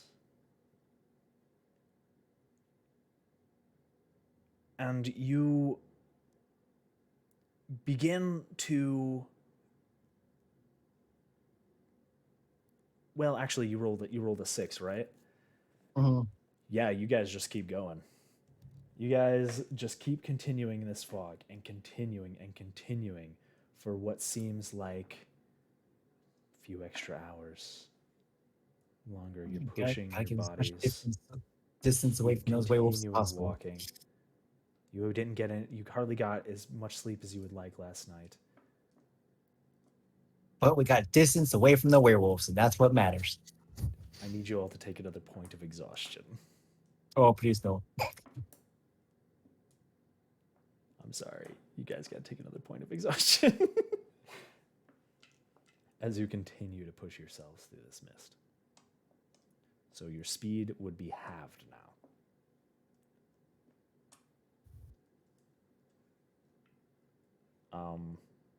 Botak, are you going to stay in the lead? Are you guys continuing forward? You know, we might want to stop here.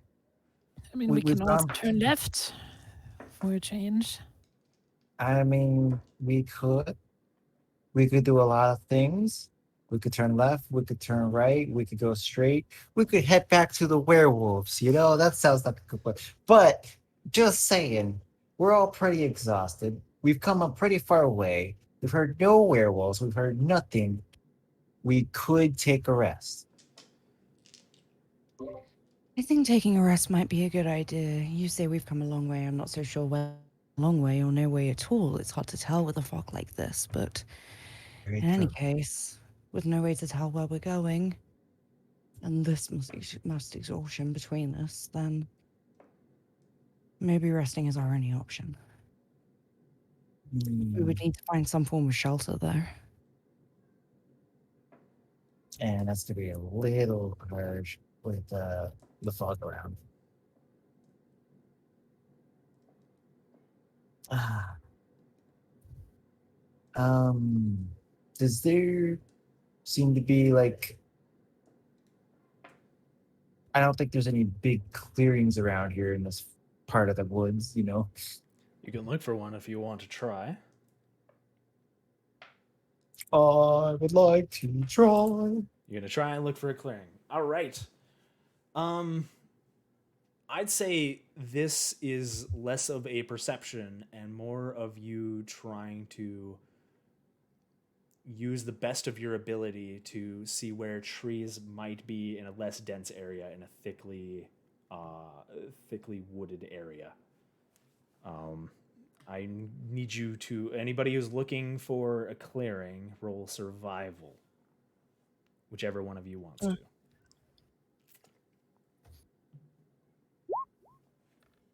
I got a 9. And I too have an 11. I forgot. 9, 11. Oh, actually, it's a 4. Forgot to roll with I got 20. Remember, we have to roll with 9, 11, disadvantage. 20. This And is what was, are ability we check. rolling with disadvantage or? Oh, is it? Whoever's got an perception? exhaustion point, which I think is all of you at this point. Yeah. Yeah. Then it's a 4. Because I can't roll over 5. It's okay, Dudley. I would have gotten a 16 if it wasn't disadvantage. Oh, I'm sorry. I forgot the last exhaustion point I gave you. I screwed up. I'm going to rewind it just a second. I need you to roll endurance checks for me. An endurance, I need you to roll a constitution save for me. I'm totally sorry. I forgot to do that. My bad. Yes, if you guys could roll a constitution save for me to make sure that you guys get your second point of exhaustion. I totally. I roll a nat 20 on, making it a 22. Okay, so you don't have a second point of exhaustion. You have your first point, but the second one, totally good. I got 3. You got a get 12. your second point of exhaustion.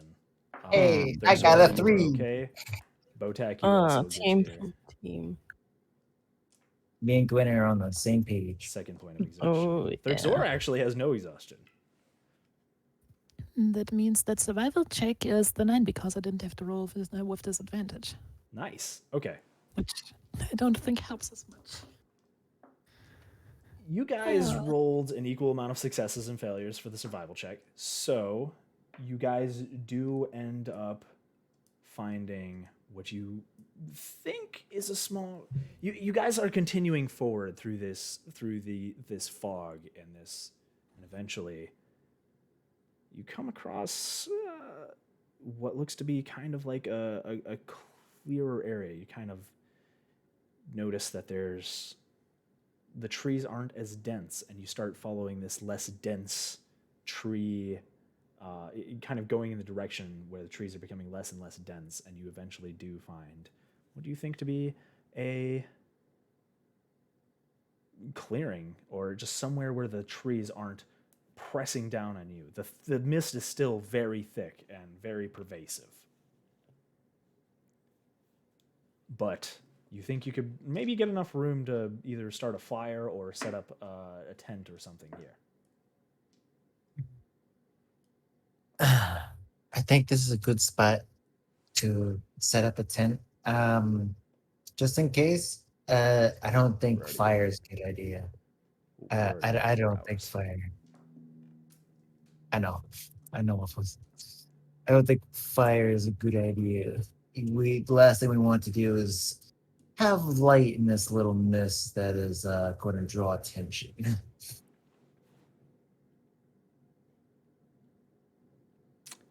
So, set up a tent. Okay.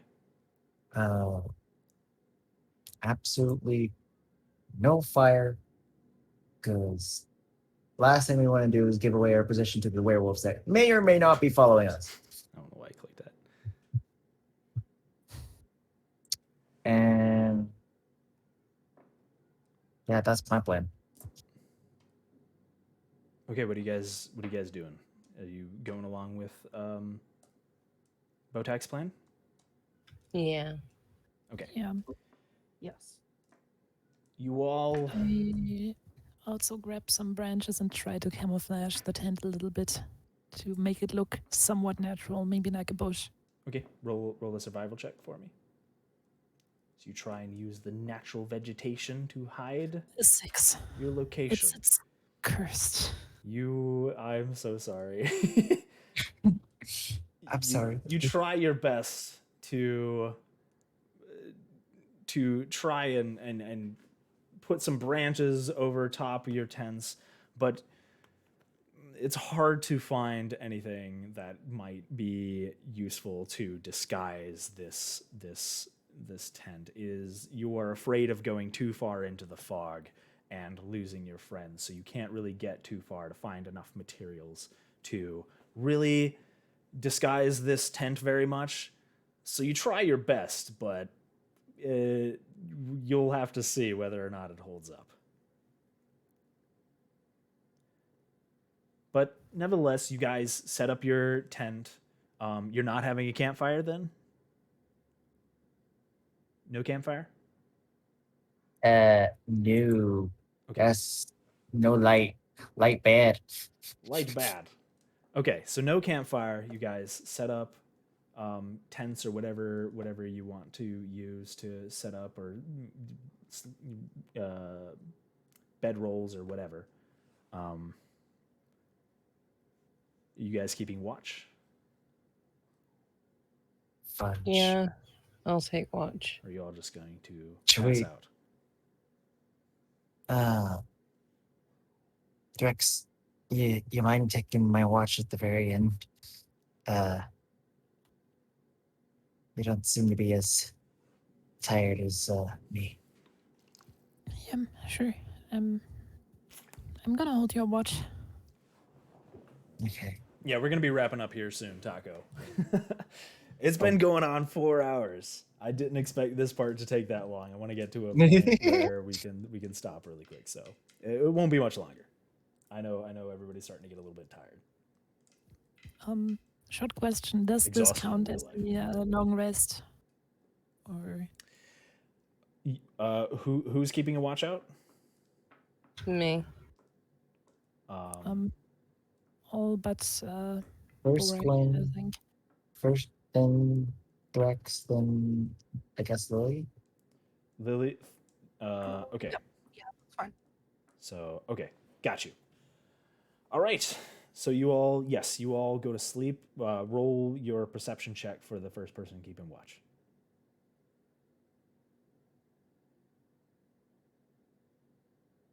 10. 10. This is probably, and you've staked out. You are a dedicated mercenary, Gwyn. You are well traveled on the road. You are used to long nights of having to stay awake and do a lookout. This is probably the most boring lookout you have ever experienced. You cannot see more than 10 feet in front of you. There is no fire. There is only silence. Deathly silence around you, mist, quietness. Nice. I mean, all good. But other than that, nothing. Who's next? Okay. Roll one more.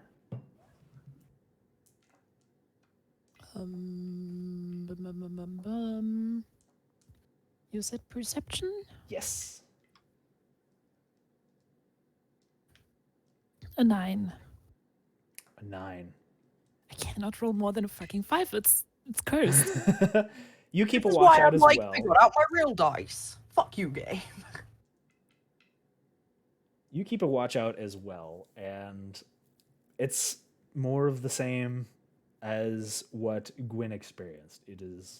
There's nothing but mist and fog and your own self.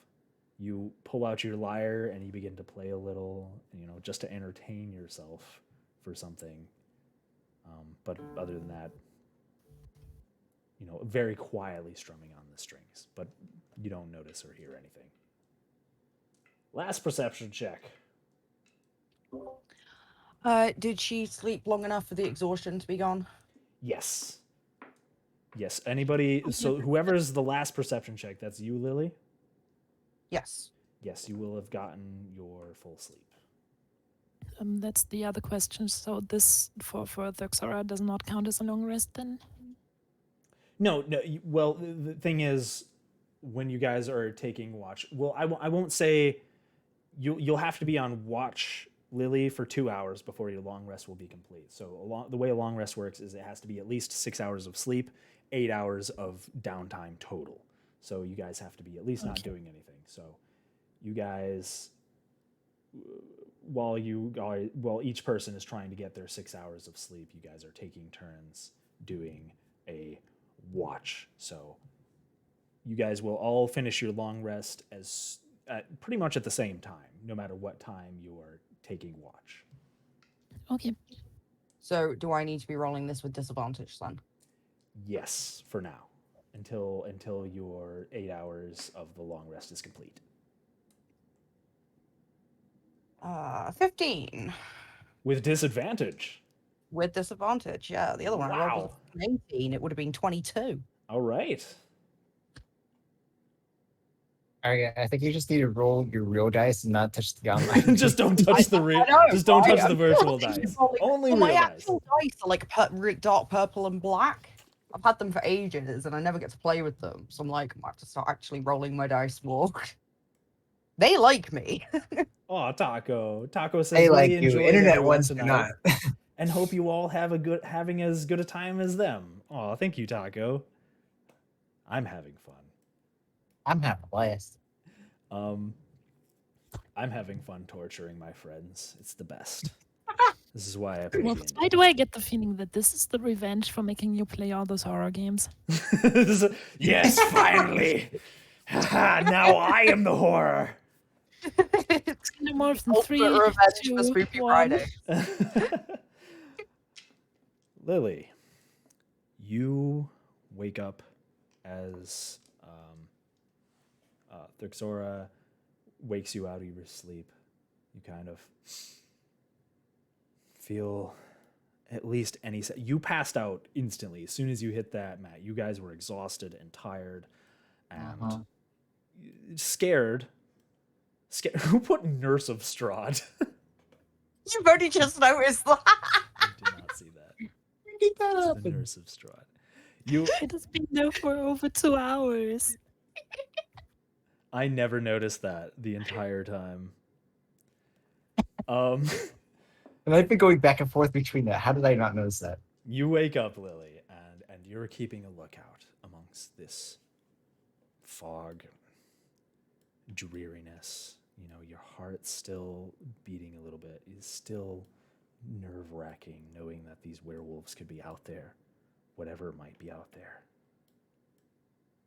This place is unnatural, and it leaves a chill in your bones, and not just because it's cold. You're looking around. You You sit there for an hour. You don't hear anything. You don't see anything. Another 45 minutes passed. Nothing. You don't hear, see anything besides your friends breathing as they sleep peacefully. But with your perception check, you do notice something. The fog is starting to peel away a little bit. You're able to see farther in front of you than you were before. As time's going on, you can notice you see 15 feet in front of you, 20 feet in front of you, 30 feet in front of you. And that's when you see it. Something tall. Something rising above the canopy of the trees. And the trees, you notice, you can see much better through the canopy than you could before. As the fog lifts away, you see that there's almost no leaves on these trees. These trees are dead, lifeless. Begin. There is no leaves covering your vision, and whatever this shape is you see tall above the trees, barely. You can see a silhouette in the distance, just through this fog.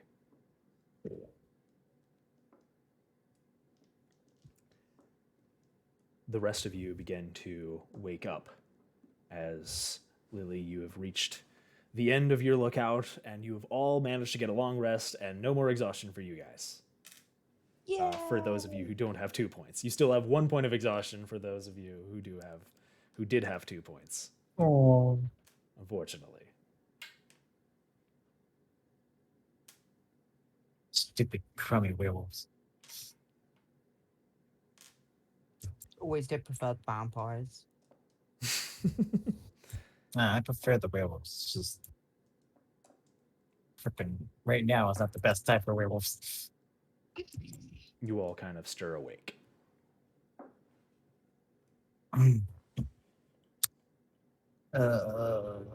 My muscles ache.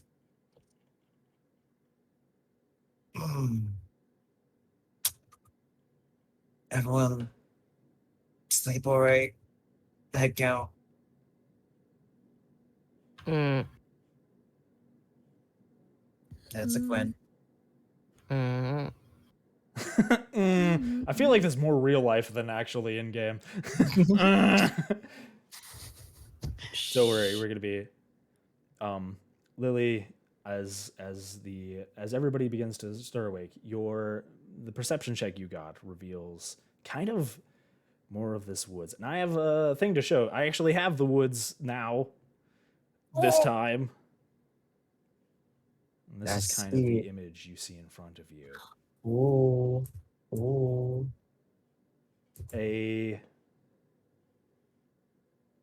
You didn't notice this before last night.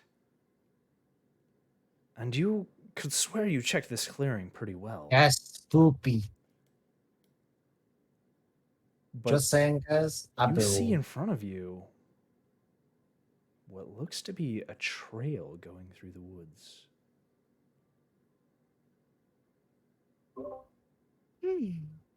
Trail for wagons.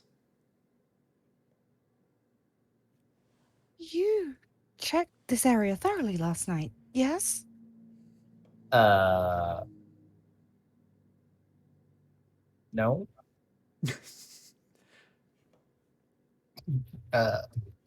We literally found the area and set up a tent, and that was about it. We literally did not search around. We grabbed leaves to try to camouflage the tent, looking at the tent. Well, guys. Well, maybe you should have looked a little closer. It seems there's some sort of trail of sorts. Yeah, I mean, it's good news though, because this trail has to lead somewhere, and if it's the trail that I suspect, then on one end we have that village, and on the other hand we have a way out of this forest, and I'm okay with either of the two. So options are go down spooky trail that could lead to village, or go back the way we came in werewolves. I'm in favor of village. Anybody else here? I mean, do Well, I you still always did remember the enjoy direction it. that we came from? I did always enjoy a good ghost story. Lily, You know- also notice that this trail is heading in the direction of the large silhouette that you saw earlier. Well, it was so late last night, with all the fog, couldn't see around this area, so didn't do good for looking around anyway. Yes, the fog, that's another thing. I mean, it seems to have lifted, has it not? Very strange. I mean, I don't know about the rest of you, but I think there may be something down this way. So I'll go. I think I'll just follow you. And Gwen, I think it's the best idea if we stick as a group, yeah? Yeah, just drag me along. I'm ready to go. Do you want me to? She's not a morning wake-up person. song? No, I hate mornings. Mm. All right, so you guys are following the trail? Yeah. All Yes. right. You guys continue. You guys pack up your stuff, pack up the camp. Now that you can kind of see, it's a little easier.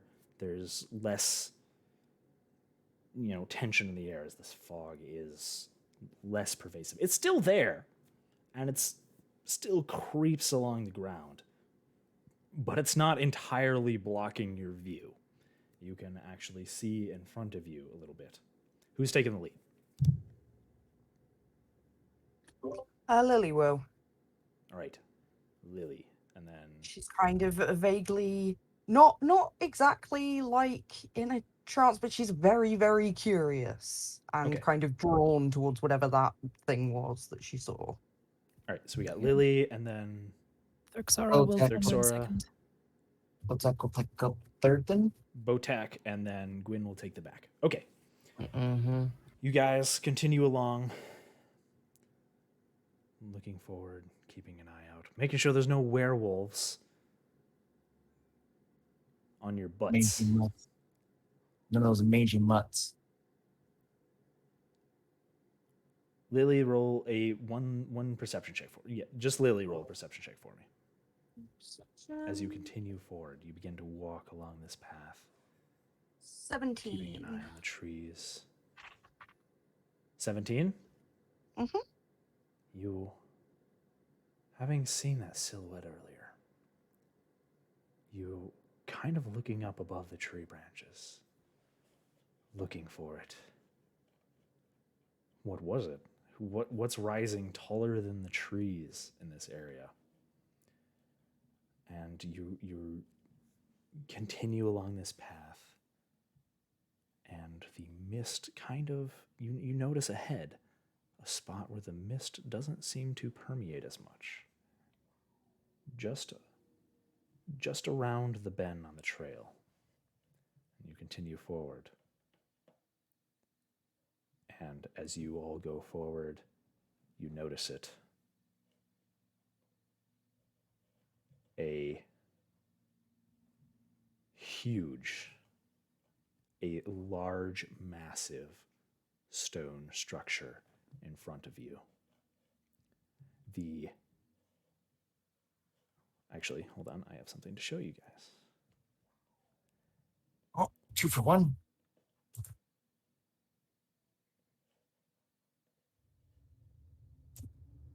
The fog spills out of the forest to swallow up the road behind you.